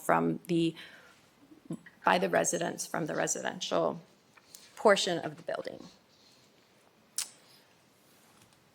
Vehicular circulation is depicted by the purple arrows on this slide, and there is two-way circulation proposed throughout the site from the access points on Lake Forest Boulevard, North Frederick Avenue, as well as Russell Avenue. Vehicles on Lake Forest Boulevard will enter the site through the main parking garage entrance. Vehicles may enter the site from North Frederick Avenue or Russell Avenue and use a circulation system to access either the secondary residential garage access or the other components of the site. Residential loading is accessed from North Frederick Avenue, where the trucks will pull in back into the loading site and then exit the site onto Russell Avenue. Commercial loading is accessed from Russell Avenue up the commercial service drive, where trucks will back into the loading spaces and then exit forward onto Lake Forest Boulevard. Pedestrian circulation is depicted in orange and blue on the site and consists of shared use paths around the perimeter of the property that will connect to the existing sidewalk on Russell Avenue, and then pedestrian connections from from Lake Forest Boulevard that extend through the site to the rear sidewalks that provide a pedestrian connection from North Frederick Avenue to Russell Avenue.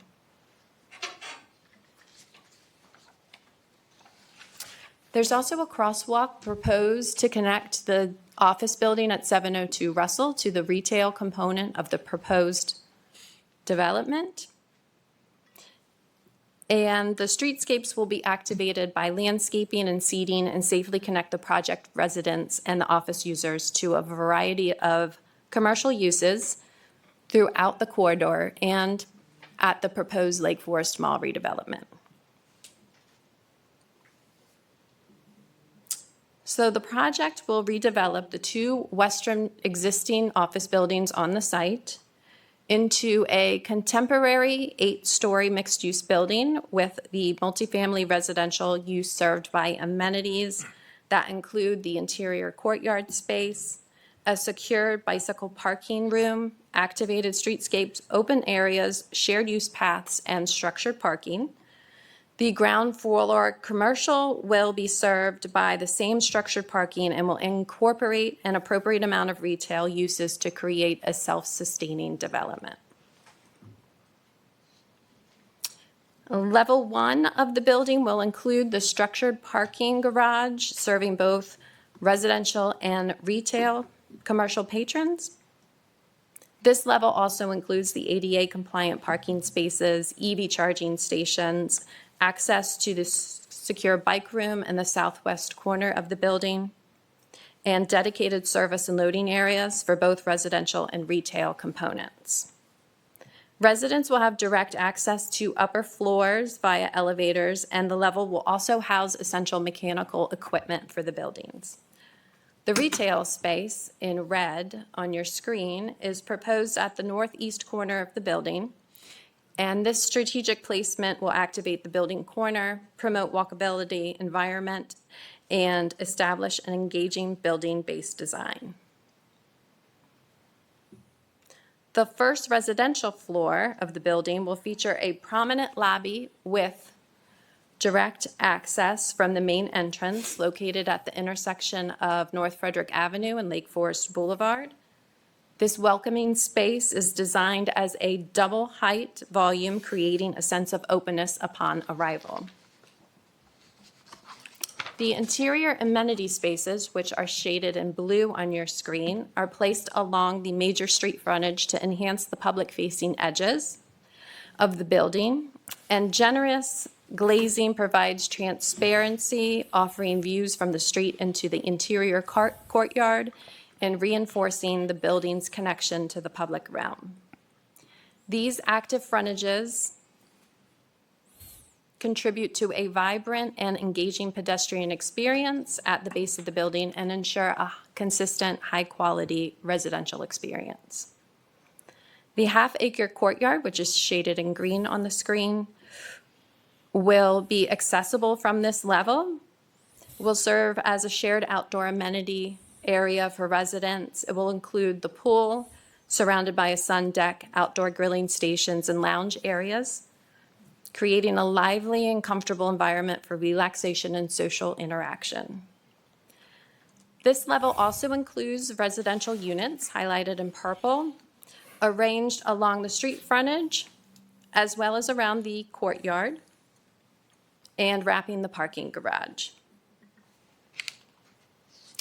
This slide depicts the typical residential floor plan for floors 2 through 8, and it consists of approximately 60 residential units arranged to face the surrounding streets, arranged to face internal to the courtyard, and ensuring an active frontages and a cohesive building form.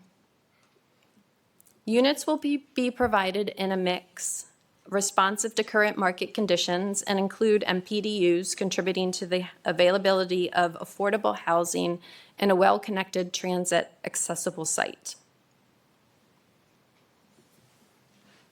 This rendering depicts the building's strong and recognizable presence at this key intersection, creating a gateway to the neighborhood. Its placement gives the development visibility and a clear sense of arrival. The main entrance of the residential building will activate the intersection at North Frederick Avenue and Lake Forest Boulevard, and the retail located at the northeast corner will bring energy to the streetscape. The glazing along the building base will provide for transparency that allows for views from the street into the internal resident amenity area and provide sunlight into the base of the building.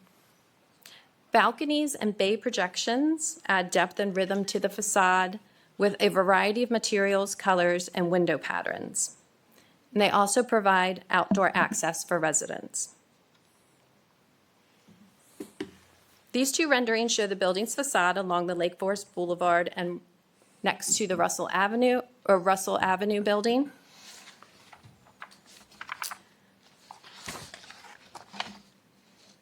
And as you can see, the retail space wraps the northeast corner of the building, and there is a generous outdoor area for seating, creating a lively and inviting space, perfect for a future cafe, a restaurant, or retail provider.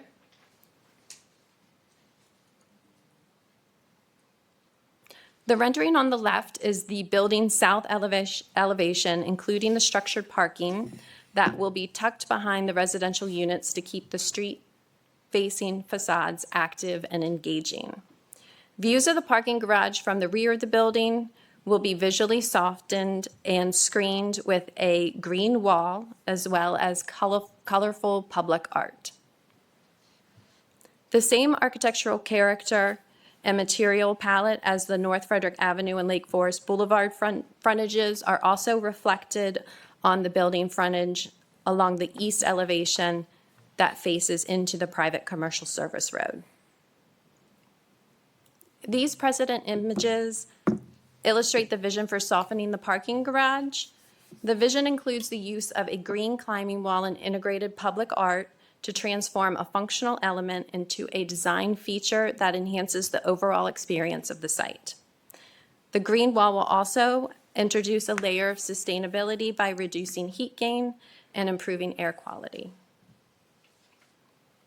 The project proposes to replace the existing retaining wall along the rear of the property with a system similar to what is depicted here in these retaining wall precedents. And the materials will blend with the overall landscape and site design. So this image illustrates the vibrant street activation envisioned along the retail frontage. The space is not only functional, but also encourages community interaction and gatherings, and it will help bring energy and activity to this corridor throughout the day.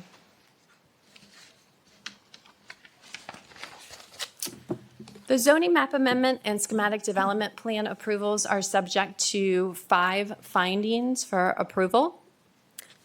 And as set forth in more detail in our statement of justification, the applications meet the criteria for approval because they redevelop a portion of an underutilized 6.49 acre site by replacing 2 aged and outdated office buildings and large impervious surface parking lots with mixed-use residential commercial building that will contribute to the city's available housing stock and enhance the city's sense of place through design, placement, and an activated streetscape that will attract residents to the city.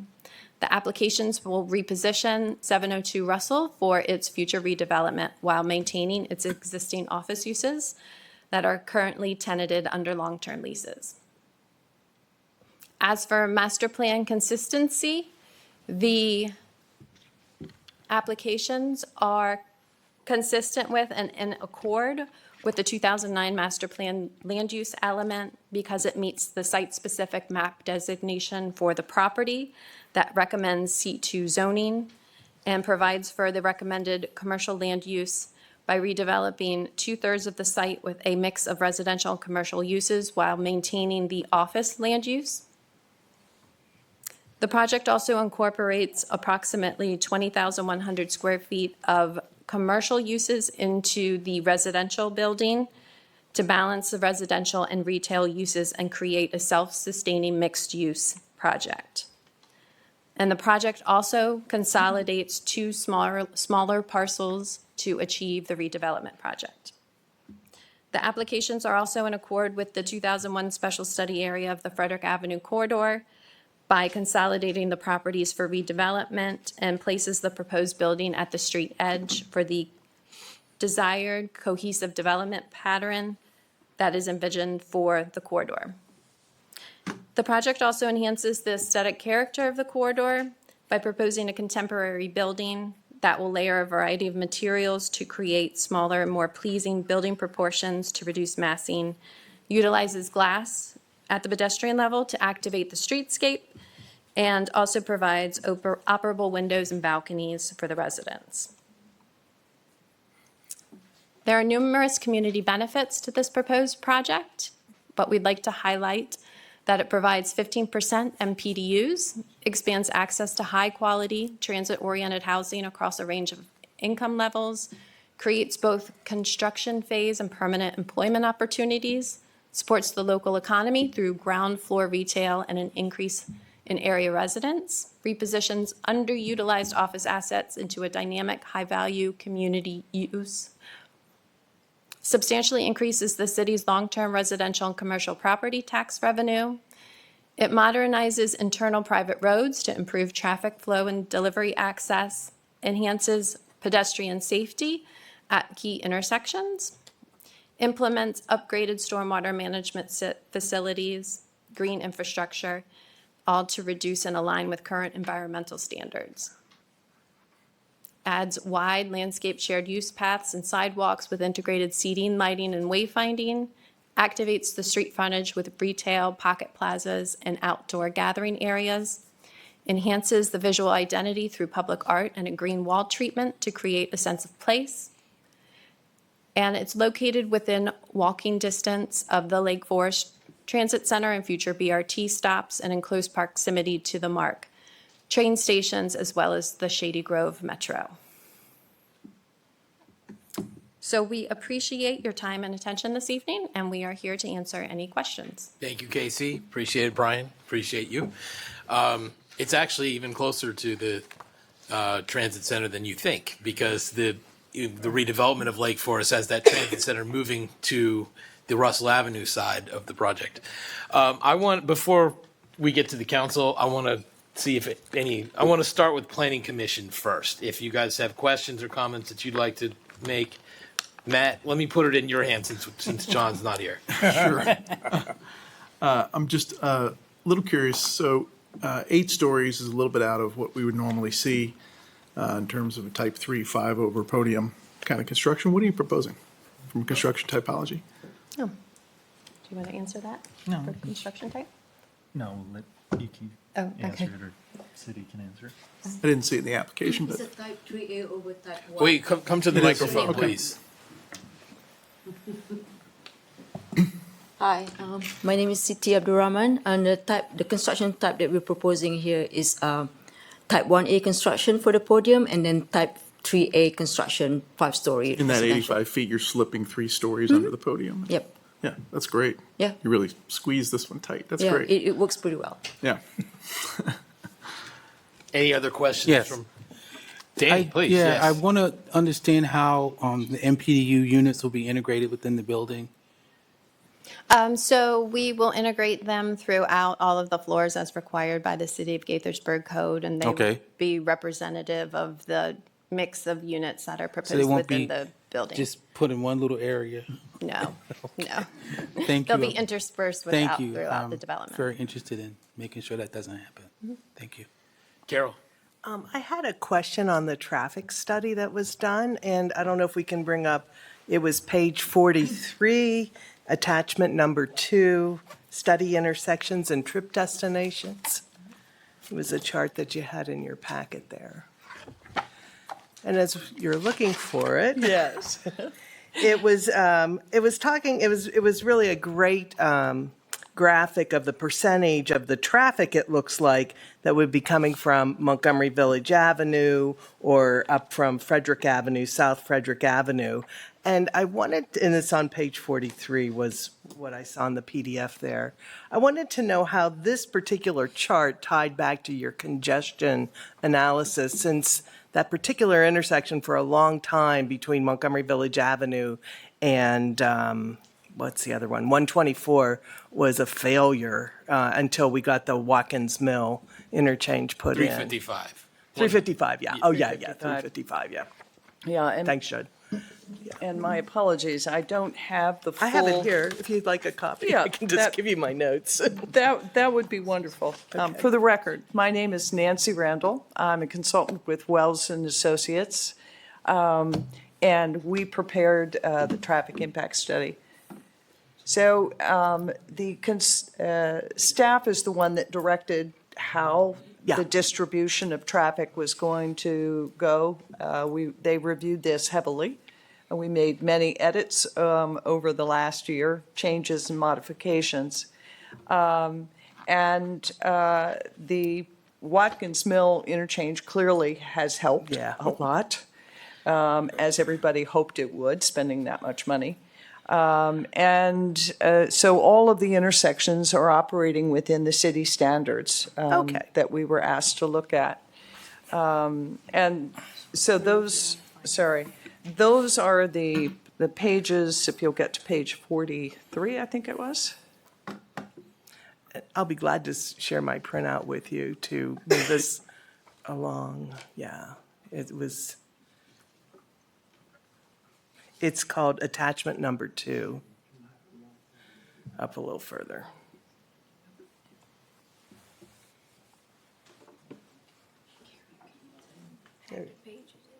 It was page 43. I just did not the attachment. Yeah. Okay, it's right there, back up. Yeah, Yep, that right one. there, that's the one. Yes. Yeah. Okay. And that distribution was discussed with city staff. Yeah. Where traffic was going to come to and from. We had several iterations of us preparing stuff, and they said, no, we believe that it's going to be coming from this point, from all the studies that they have done. So the final outcome is what you see in front of you on the screen, was directed by city staff. Okay. And so I just wanted to point out that this 46% on Montgomery Village Avenue will be almost half of the traffic that would be heading towards the location? That's correct. Okay. That's correct, yeah. Okay. They were going toward that interchange, and there, if you add up, the majority of that 46% obviously is headed south. And then for some of the traffic's heading north, and then some continues on to the west. Okay. All right. That was it. Thank you very much. You're very welcome. Okay, thank you. Can I ask a follow-up to that? Go ahead. That all makes sense. My question is, looking at this diagram, though, the intersections you studied don't include Russell Avenue and Montgomery Village, nor does it include Montgomery Village and 355, correct? That is correct. This graphic that shows the distribution of traffic is to say, how is the traffic getting to our study intersections? So our study intersections are labeled 1 through 8. And that was discussed with staff and the parameters of our study. But you need to understand where traffic is coming from to how will that traffic affect intersection 3 or 4 or 6. Yeah. And so that's why you're looking at this broader area in relation to distribution. That all makes sense. I think it's important for us and for the public to understand when the application says that, all of the studied intersections are within allowable thresholds. Those studied intersections are incredibly proximate to the site, and they don't look beyond the immediate intersection. That is correct. And you may be aware that this particular project is not, in the scheme of things, a large project.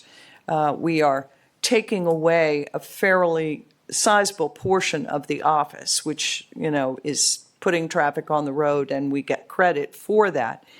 But more importantly, the mall, which you all have seen, I'm sure, the study that came in for that, theirs was a larger and bigger view of the area because of that impact and the size of that development.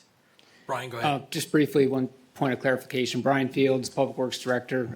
There were several intersections nearby that were not studied here because there are improvement projects in place. The Montgomery Village Avenue 124 intersection is being improved by the state. A Lake Forest redevelopment and the city are doing improvements on Russell Avenue and along 124. So they normally could have been included with this study, but they're being improved by other projects. Thank you. You're welcome. Lloyd. Thank you, Mr. Mayor. Just a quick question about the logic behind putting the retail on Russell as opposed to 355, where you've got activation of retail already across the street. Wouldn't that make more sense than putting it in the back of the building at this point?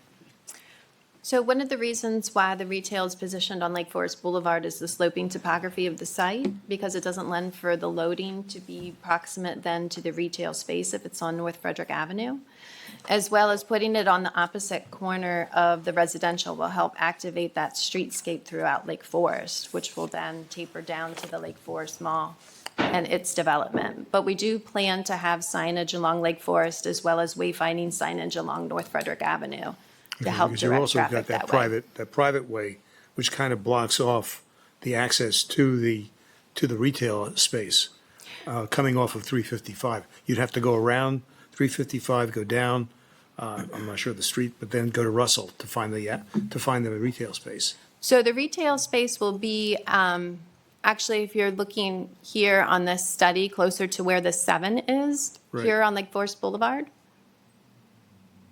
It's not on Russell, it's on Lake Forest. Yeah, it's on Lake Okay. Forest. Okay, thank you. You're Okay, welcome. council. Jamil. Hi, good evening. Following up on what Commissioner Hopkins mentioned in terms of the size and mix and sort of total units. I believe in the proposed or the applied zone, you can go up to 10 stories, maybe more with waivers. Can you talk a little bit more why this mix, why not more, given sort of the location where it is?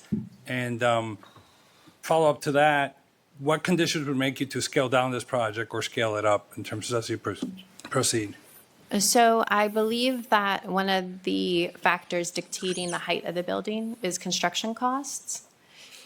Because with additional units requires additional parking, which is extremely expensive, and then the rents won't then cover the cost of the construction for the additional units. So there's the economic factor as well as just a layout factor, making everything efficiently laid out for the building. But those are the main two factors driving the number of units as well as the height. And then just a quick follow-up, there's a mention that there's a market study for the feasibility of three-bedroom units. Oh. What are the typical factors that you look for the feasibility or viability of those unit types? So the market study will cover a lot of factors that will play into determining the mix of the units proposed. It includes market demand and demographics, occupancy and absorption rates around the area, competitive inventory analysis, the comparable rents and comparable amenity spaces, pipeline and supply forecasts within the city, the rent growth and price positioning, as well as the adjacency to retail. So the market study will take in accord all of those factors at the time it's conducted. Thank you. Mm-hmm. Neil. So a question on the affordable units, 15%. Normally, we hear 15% split in half between MPDUs and workforce level. Are you really doing 15% all MPDUs, or are you doing both levels at this point? Well, we can look at that further once it gets set throughout the process, since it's not specifically set until we get to final site plan. So we can look at that further to determine if there should be a split. So I can add on to that. For rental projects, it's just MPDUs. The workforce housing is just for ownership properties. Okay, thank you. That So it's was full important. 15% MPDU. All right, and the other question, completely different, is the courtyard. Is sunlight going to be able to get into it with an 8-story building around it? Yes, it is. Only at noon? Do you have anything you'd like to? Won't see the sun. Well, it's a half an acre in size, so it's pretty sizable compared to the height of the building. It's a pretty sizable courtyard. It's like Casey says, half an acre. So we have done a sun study, and yeah, you're gonna get sun in there. Okay. And it's not a tall building, on top of it. So. All right, just curious, thank Yeah. you. And an 85-foot building, its podium's probably at 20 feet, 65-foot Yeah. hole in the middle, and the bar is only 65 feet wide, so it's more than 1-to-1. It's probably 1-to-2 across the short distance of that courtyard, which makes it pretty roomy. Agree. Rob? Thanks, Mayor. And thank you for the presentation. Interesting potential here. I do have comment is that I think that this is evidence that the Lake Forest District and what's coming into the area is really going to spur growth here. Because I would estimate that this is not a project that would be proposed if you did not have a large 107-acre mixed-use property coming in next to it. And therefore, one of the things I would like to see is more discussion on particularly pedestrian and mixed-use connectivity into Lake Forest District. And so a few years back, we had a conversation on the Holiday Inn site, which is just north of this on 355, where the HOC wanted to do a residential conversion, build a senior center there. And a lot of that conversation focused on essentially we'd be building a residential island amongst a large commercial area. And ultimately it was determined by majority of the council that use was not copacetic with the location of the Holiday Inn site. I had a differing opinion. I thought that, that residential would ultimately tie into the Lake Forest District, and so therefore the potential, which now seems to be much closer to realization, is coming. But for this, I'd have the same opinion. I know it's closer to some residential uses, but it would still be an island within commercial uses, but for the fact that Lake Forest District is coming in. And so I'd be more interested, Planning Commission can guide us on making the building look nice and making sure it's functional, and these podiums on top of bricks and sticks and whatever the case may be. But my focus is on making sure that this project works with the area. And so I'd like to see a little bit more on that as we're going forward, or more discussions on that. Sure, we will look into that as we move forward with the project. Lisa? Thank you. Thank you, Mr. Mayor, and thank you for the presentation. I just want to hone in on Councilmember Hernandez's comment about, I'm looking forward to the market study to see what the structure of the units will be. I look forward to, and hopefully, 2 and 3 bedrooms would be great. I was walking in with Sharon Disk on the way in and making a joke about eight bedroom would be great. We can get there, but 8-bedroom apartments. Absolutely. So I will settle for 2 or 3. So I just want to share that I'm looking forward to the market analysis. You can just knock down a wall between 2. There you go. Everybody commingle. All right. Well, this is the time Mayor and Council Planning Commission would like to hear from anybody from the public who'd like to speak on this topic. Same rules as with public comments. If we ask that you state your name and address or neighborhood if you feel more comfortable. Keep your comments no more than 3 minutes. If you have more than 3 minutes worth of material to deliver, use your 3 minutes and send us the rest in writing, and we will go right ahead. Thank you. It's been a long night. It has. My name is Spence Limbacher. I live at Asbury Methodist Village. I'm the chair of the Gaithersburg Beloved Community, and we've spoken here before on housing issues, and we continue to work on those. I want to thank the council and the planning commission for allowing public testimony here, and we are generally supportive of the plan that's put forth. The 410 housing units, so I think any housing units we can build in Gaithersburg is good. We're more concerned about what kind of housing units they are and what the distribution of bedrooms, and we'll talk about that in a minute. The plan presently calls for 15% MPDU units. You talked about that just a minute ago. We again want to push it up to 20. We think it's time that the city and the county, demands more affordable housing in the area. There's a real crisis in this city and in this county for affordable housing, and we'll want to continue to push that. There's particularly a shortage of housing for families making less than $40,000 a year. We also are very concerned about the lack of any 3-bedroom units, and it was not announced here or talked about, but the breakdown of the units in your materials are 1-bedroom 256, 2-bedroom 103, 3-bedroom 0, and studio 62.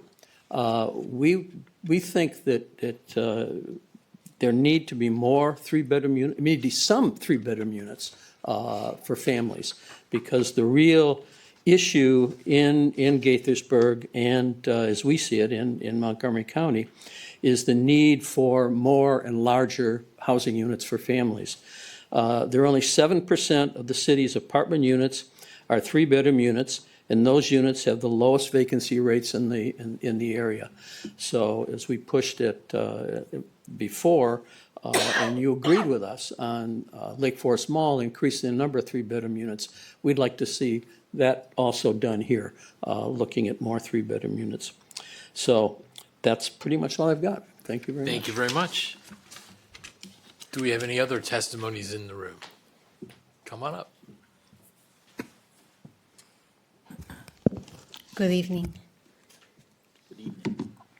My name is Carmen Castro Conroy. I live in the city of Gaithersburg since 1996. I currently live in the West Riding neighborhood. And since 1996, I have worked for nonprofit organizations dedicated to serving families struggling with the cost of housing. I currently work for Housing Initiative Partnership, a nonprofit housing developer and housing counseling agency. We serve all households, those with incomes over 50% AMI and those with incomes below 50%. So I meet with older adults struggling to secure housing based on their retirement Social Security income, usually under $2,000 a month. I also meet with single-parent households struggling to pay the median rent for a 2-bedroom apartment in Gaithersburg. They cannot benefit from the city MPDU program since a household of 3 would have to make a minimum of $70,000 a year. I'm here again today to testify on behalf of many City of Gaithersburg families unable to afford rental housing and far from their dream of home ownership. Income guidelines for the City of Gaithersburg MPDU program serve households making more than $54,000 a year. The current Gateway Lake Forest plan includes 15% of units as MPDU, but none of those units are 3-bedroom units. Therefore, many households with children will be excluded. Also, multi-generational families will be excluded. The City of Gaithersburg families that I serve would like to stay in Gaithersburg, but there's no housing they can afford.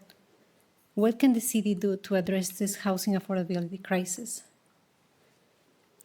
The Gateway Lake Forest development can set the tone if we ask for more MPDU units that serve families with children and expand the minimum household income to be more inclusive of families making less than 50% AMI.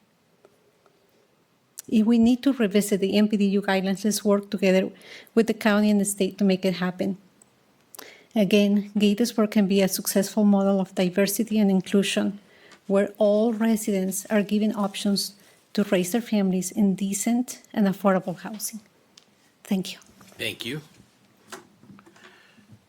Do we have any other testimonies in the room? Come on up, David.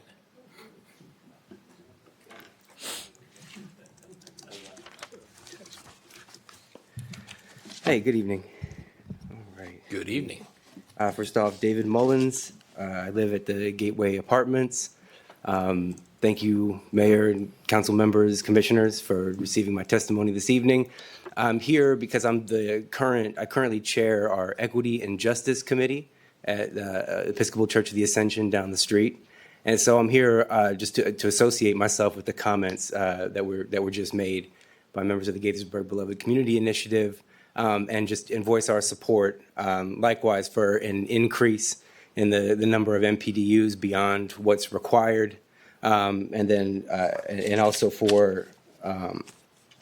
also to combine that with Ms. Castro-Conroy's comment for more deeply affordable housing too, to make its way beyond the MPDU threshold in as well. And then also, as far as the 3 bedrooms go, we want to also advocate for more housing, more 3 bedrooms for our families. I think the reference was made to the low vacancy rate. I'm generally supportive of housing being built. I think this body has heard me be here in favor of that. And I'm not here to contest any of the master plan consistency that was brought up. Just want to make sure, hope that, I think it was the housing element of the master plan that had that like 1% something vacancy rate for 3 bedrooms, and then had a lot of the figures about just how many folks are cost burdened and rent burdened here. And I happen to have a day job like Carmen too, where we're seeing serious displacement of our poor families. And so we really want to push for more 3-bedroom units. I'm encouraged by Councilmember Henderson's comments.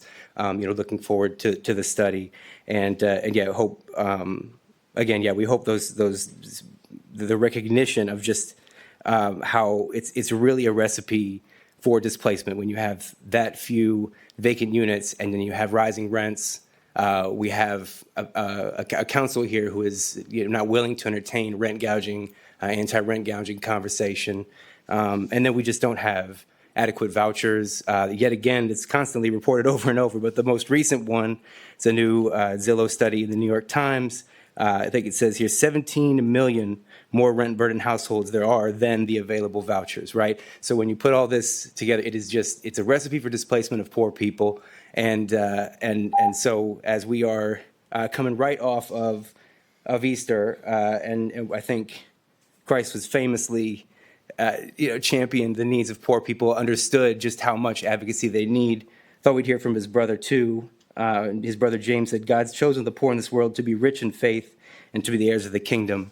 I hope we can keep that in mind. I'm lucky enough to be in a family that celebrates Passover as well.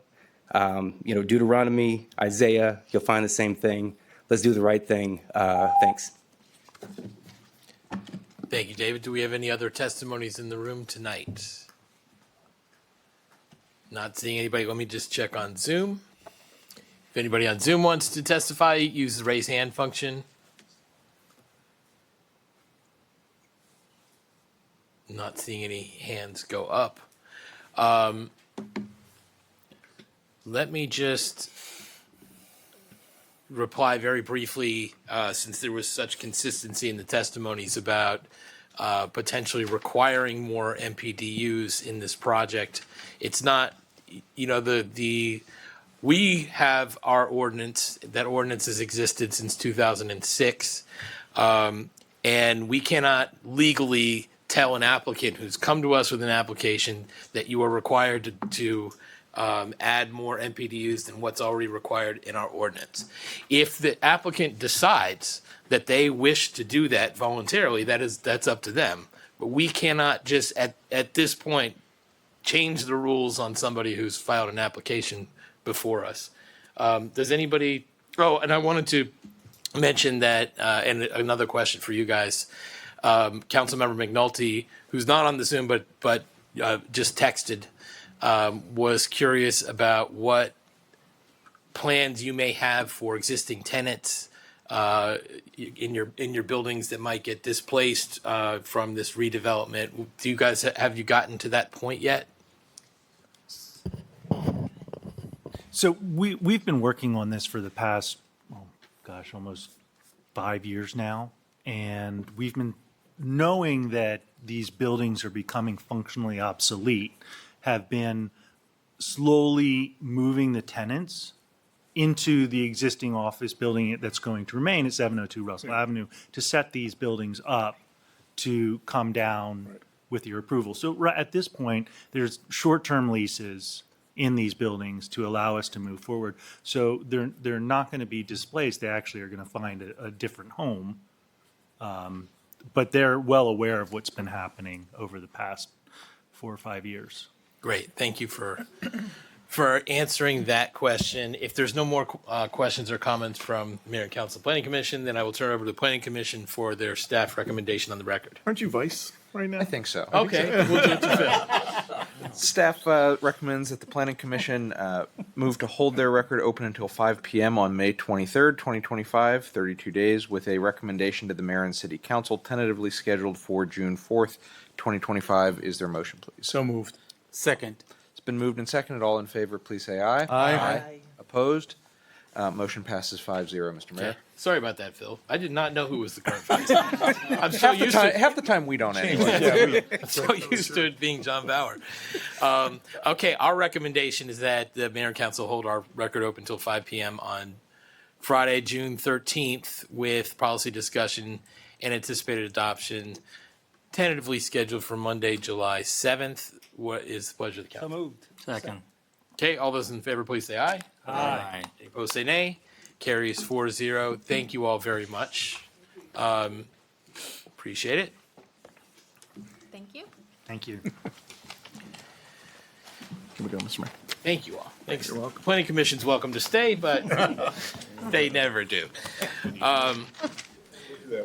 We're going to go to from the mayor and city council, and we're going to start with Councilmember Rob Wu.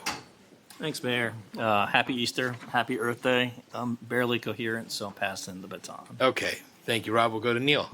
So I have an announcement. Notice to the general public is hereby given that the City of Gaithersburg will hold 2 public meetings to invite comments on the use of Community Development Block Grants, CDBGs, funding available to the city through the U.S. Department of Housing and Urban Development. The city is preparing its fiscal year 25 action plan for the period of July 2025 through June 2026. At these meetings, staff will introduce the CDBG program, describe how funds must benefit low to moderate income households, and describe proposed activities to benefit these residents and communities. The dates are Monday, April 28th, 2025 from 6 to 7 p.m. and Tuesday, April 29th, 2025 from noon to 1 p.m. The meetings will be held virtually via the Zoom webinar platform. To register to participate and provide public input, please visit the public meetings page on the city's website, www.gaithersburgmd.gov/meetings. A Spanish-speaking interpreter will be available pursuant to the provisions of the Americans with Disabilities Act. Any person requiring reasonable accommodation related to a disability is asked to advise the city at least 48 hours in advance. Contact Human Resources Department at hr@gaithersburgmd.gov or call 301-258-6327.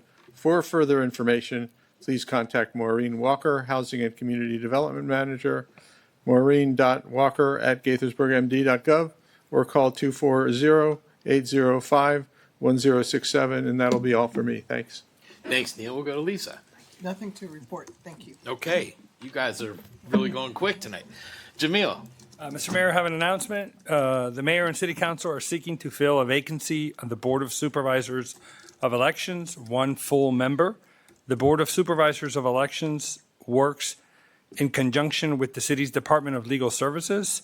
The board oversees the registration of voters, petitions for elected office, and officiates over all city elections, regular or special. The board consists of 5 members and 1 alternate who are appointed by the mayor with the approval of the city council. Members serve staggered 4-year terms. Regular elections are held in odd number years on the first Tuesday after the first Monday in November, with the next election set for Tuesday, November 4th, 2025. All applicants must reside within the corporate city limits and be a registered voter in the city. Resumes and letters of interest should be submitted via mail to Mayor and City Council, 31 South Summit Avenue, Gaithersburg, Maryland, 20877, or via email to cityhall@gaithersburgmd.gov. This position will remain open until filled. For more information, visit the city's website or contact City Clerk Leah Jones at 240-805-1084. All right.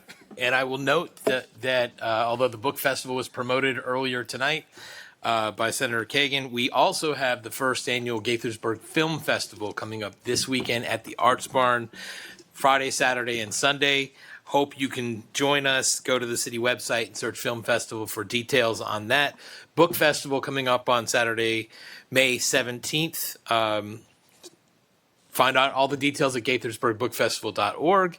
And happy early birthday to our friends, Councilmember Rob Wu and City Manager Tanisha Briley. And with that, one more thing, upcoming sessions. Our work session topic for next week is canceled, so we're not going to have a work session on Monday, April 28th. The next regular meeting of the Mayor and Council will be on Monday, May 5th, 7:30 p.m. You could participate in person or via Zoom. And with that, I will go to from the city manager, the future birthday girl. Thank you, Mayor. I will yield my time since we are in the late hour. Okay, and I have gotten the message from the assistant city manager that we're gonna defer the economic development update till the next meeting.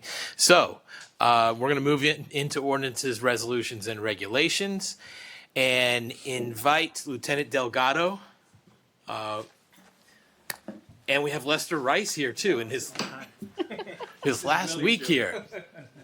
I'm only here for more back. Good evening, Mayor, council members, members of the community. Thank you for the opportunity to present. This is Chapter 14, our parking ordinance. Mind you, this is Lester's last council mayor and council meeting. All right, wait. Then let's give Lester Rice a big round of applause. Lester will be retiring in a couple of weeks. So, all right. So what I'll be covering in this presentation today is, for clarification purposes, we will recommend an amendment to the language at Chapter 14, Section 6E. To stay consistent with the state of Maryland, Montgomery County enforcement practices, we recommend, in addition to the to plug-in electric vehicle ordinance to Chapter 14, we will also propose some fine recommendations based on existing signs already out in the community. And lastly, we recommend some signage considerations that are consistent with the state standards, and they're in accordance with the Maryland Department of Transportation and the Maryland Manual on Uniform Traffic Control Devices. I will also show later on in the presentation what those signs, the approved signage is. So this is our current ordinance being enforced by our police officers and our parking enforcement officials. Please focus on the 7 highlighted words. Just to give you some perspective on how we got here, during a Zone 7 Council in the Community meeting last year, a representative from the Fernshire Farms HOA raised some concerns regarding the parking in his community, where vehicles are parked in the driveways and blocking the sidewalks, forcing citizens to walk around the vehicles and into the roadway. Following the CIC meeting, Corporal Odisi checked the area and observed that several vehicles were indeed parked, either partially or totally blocking the sidewalk. In an effort to address the issue through education first before enforcement, some warnings were issued to the violators. Good eye on Corporal Odisi. After some time, he reviewed the written warnings and noticed that the wording creates some confusion, as the initial segment of the provision clearly prohibits parking on the sidewalk. However, one must interpret that the exception permits parking to extend onto the sidewalk.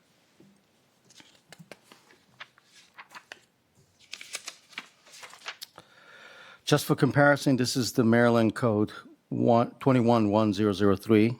It establishes the same exclusion as the city code, but without the driveway exception, which is what we're hoping to establish here. This is a continuation of 211003. The language is pretty straightforward. A person may not stop, stand, or park a vehicle on the sidewalk. Same comparison, this is the Montgomery County Code 3120A2. Again, the language is pretty straightforward. And this is what we're proposing, the amendment. The revision to this language was consulted with the city attorney. For the sake of clarity, just by moving the highlighted 7 words that I started the presentation with to the beginning of the provision, it eliminates the interpretation that an exception is made to the provision. It is recommended that the City Code 14.6E be revised to this language. This is a 2-part presentation. That was the first part, easy lift, right? The second, if there's any questions now, we can hold them till the end. We can hold them to the end. Okay, great. All right, so this second section was brought to my attention by Sergeant Rice, soon to be retiring. He realized that we don't have an ordinance in place to, cite or Regulate. give warnings or regulate any plug-in vehicles or electric vehicles. So with the growth of electric vehicle ownership in recent years, there's been an increase of reports of electric vehicle owners struggling to find parking spaces because of the gas-powered vehicles taking those spaces and not allowing these owners, or electric vehicle owners, park in those spaces. Any of you guys have electric vehicles? Yes, yes, yes. Okay. As a result, in 2022, Maryland General Assembly passed a Senate Bill 146 aimed at reserving parking spaces for charging electric vehicles. This legislation was codified as Maryland Code Section 211003.2, and it went into effect October 1st in 2022. So the recommendation to make this addition to Chapter 14 is twofold. Due to the increase of electric vehicles in all communities, for example, Maryland had 64,000 electric vehicles registered in 2023. So you can imagine that in 2024, that number's increased. And with the workforce going, the federal workforce going back to work, it's definitely increased quite a bit. I don't have those numbers, but I know there's an increase. Secondly, the city, much like other private locations, already has electric vehicle charging stations and signs already out in the community and operational. So these are the current locations that the city has charging stations, electric vehicle charging stations. This information was confirmed by our city engineers and a GIS platform. So you have one at the Activity Center, one in Old Town. Benjamin Gaither has one. 16 South Summit has two, and one at the outbuilding, which is not accessible to the public. What about the Rabbit Road ones that we Pepco installed? Next slide. Oh, sorry. All right. There we go. All right, through a licensing agreement with the city, Pepco owns and operates 12 charging stations at 4 locations in the city, also confirmed by our city engineers and a GIS platform. So we have 2 in City Hall, Morris Park has 2, 4 at Rabbit Road, and 4 at Lakelands. As demonstrated, both state and county have established the ordinance to address the electric vehicle violations. This is the Maryland Code 211003.2. Again, the language is pretty straightforward, not creating any kind of confusion. This is Montgomery County's, and we'd like to mirror Montgomery County's code. Also establishes the same clear and concise language.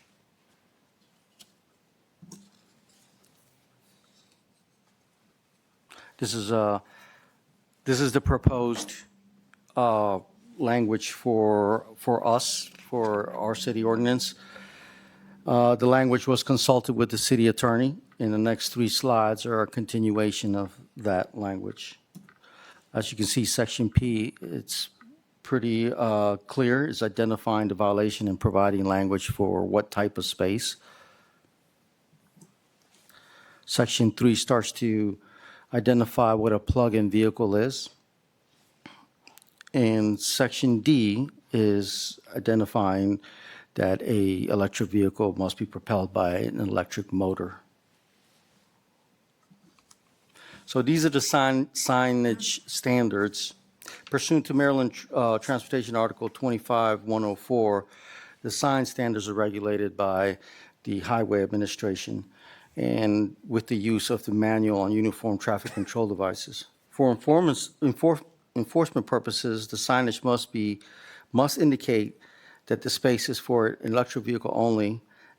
If there's a time restriction, it must indicate that, and it must have a fine, a maximum fine as well. This is a continuation from the standards. To comply with the state and county laws, officers can only enforce violations where proper signage is posted.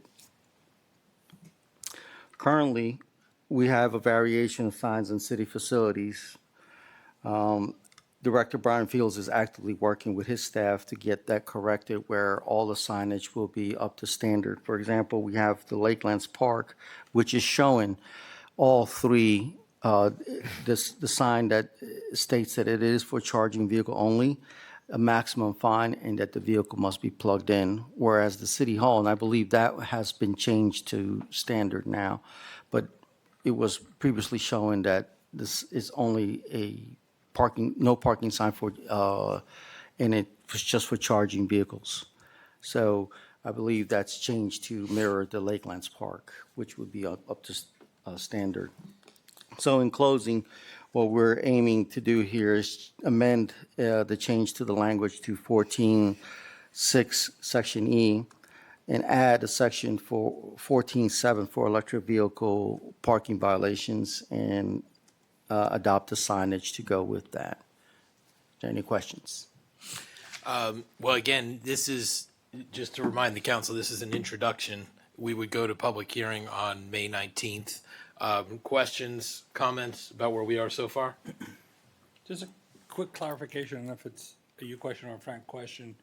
The requirements for the, or the prohibitions for the plug-in, is that only in city property, like the parks and stuff, or would it apply to, private parking lots that have EV chargers as well? Correct. We would be able to enforce, like, let's say, the giant parking lot. Right. If a complainant calls and says there's a gas-powered vehicle in the charging station, Lifetime gym. if the signage is up to standard, Right. we can enforce it. If the signage is not up to standard, then we would inform the complainant that he would have, or he or she would have to get signage standards, and we would advise them where to obtain that. Okay. Okay, I'm not seeing any other questions. Would someone like to move to introduce? So moved. Second. All those in favor, please say aye. Aye. Any opposed, say nay. Okay, carries 4-0. Thank you very much. Thank you for your time. Next, Maureen Walker, who I understand is our new housing director. Welcome. Congratulations. Congratulations. Well, thank you. Good evening, Mayor and City Council. For the record, Maureen Walker, here with the Division of Housing and Community Development. This item is requesting approval of a resolution authorizing the city manager to amend the existing contract with Rebuilding Together Montgomery County to increase the budget for the Community Development Block Grant, or CDBG, funded homeowner repair program. This resolution requests that the contractual amount for this program be increased from $186,755 to $261,755, an increase of $75,000. Additionally, the resolution requests that the current 33% cap be removed, allowing the city manager to increase the budget with CDBG funds up to 50% of the total CDBG grant amount. The $75,000 increase would be reallocated funds from the city's down payment assistance, or DPA program, previously the GALP program. The DPA program has been underspending for the past 3 years, which has impacted the city's compliance with the HUD's timeliness requirement. One solution to the timeliness concern is reallocating funds from the DPA program to the homeowner repair program. Through HUD and the city's citizen participation plan, it is possible to reallocate some of these funds to the homeowner repair program without a substantial amendment. Staff support this reallocation as the homeowner repair program has proven to be successful in the first 2 program years. The homeowner repair program has been exceeding expectations and has already served 39 households in the first 2 years of the program. This reallocation will allow the program to serve an additional 6 to 8 households with an average cost per home between $7,500 and $10,000. To meet the high demand and work to solve the timeliness concern, we are requesting that the contract be increased to $261,755. Thank you, and I'm happy to answer any questions. Any questions? Please. Thank you, Maureen, for the presentation.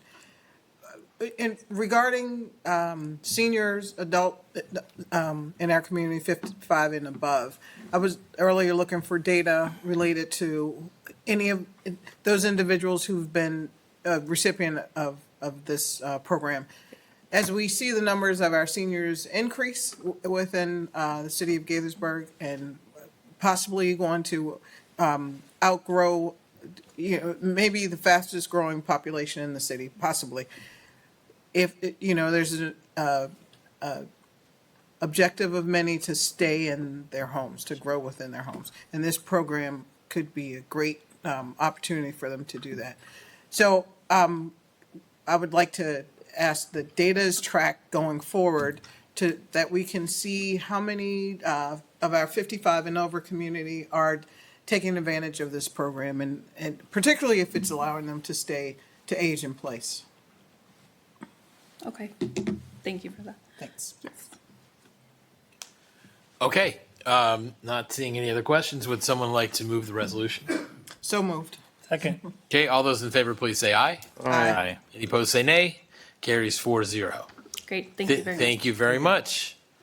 Next, we're moving to policy discussions, and Rob Diebert, it's your turn. Thank you for your patience. I'll stay brief. Good evening, Mayor and City Council members. We're here to present the final policy action to repeal and replace Chapter 8 of the City Code entitled Erosion and Sediment Control and Stormwater Management. For a quick background summary, these changes will apply to all of the articles to include sediment and erosion, stormwater management, supplementary zone regulations, stormwater program fee, and illicit discharge detection and elimination updates. For a brief recap on the policy hearing history, the repeal and replace was introduced on February 18th, 2025, with an advertisement date for the public hearing on March 6th. The public hearing was then on March 17th, being held open until March 31st. And here we are today for the policy discussion and anticipated adoption date of April 21, 2025. The goal is to finalize policy discussion and vote on the adoption of these changes. All right, any questions or policy statements, or would someone just like to move the ordinance? So moved. Second. All those in favor, please say aye. Aye. Any opposed, say nay. It's the advantage of going last. Thank you. Yeah, carries 4-0. Thank you, Rob. Almost last. So, I mean, it was really, it's kind of a housekeeping ordinance anyway. From the city attorney. Nothing tonight. Okay, from any other staff? Not seeing anything. Okay, I will remind everyone, we do not have a work session next week, April 28th. The next regular meeting of the mayor and council will be on Monday, May 5th, 7:30 p.m. Join us at the Gaithersburg Film Festival this weekend. Until next time, let's do great things, Gaithersburg. We are adjourned.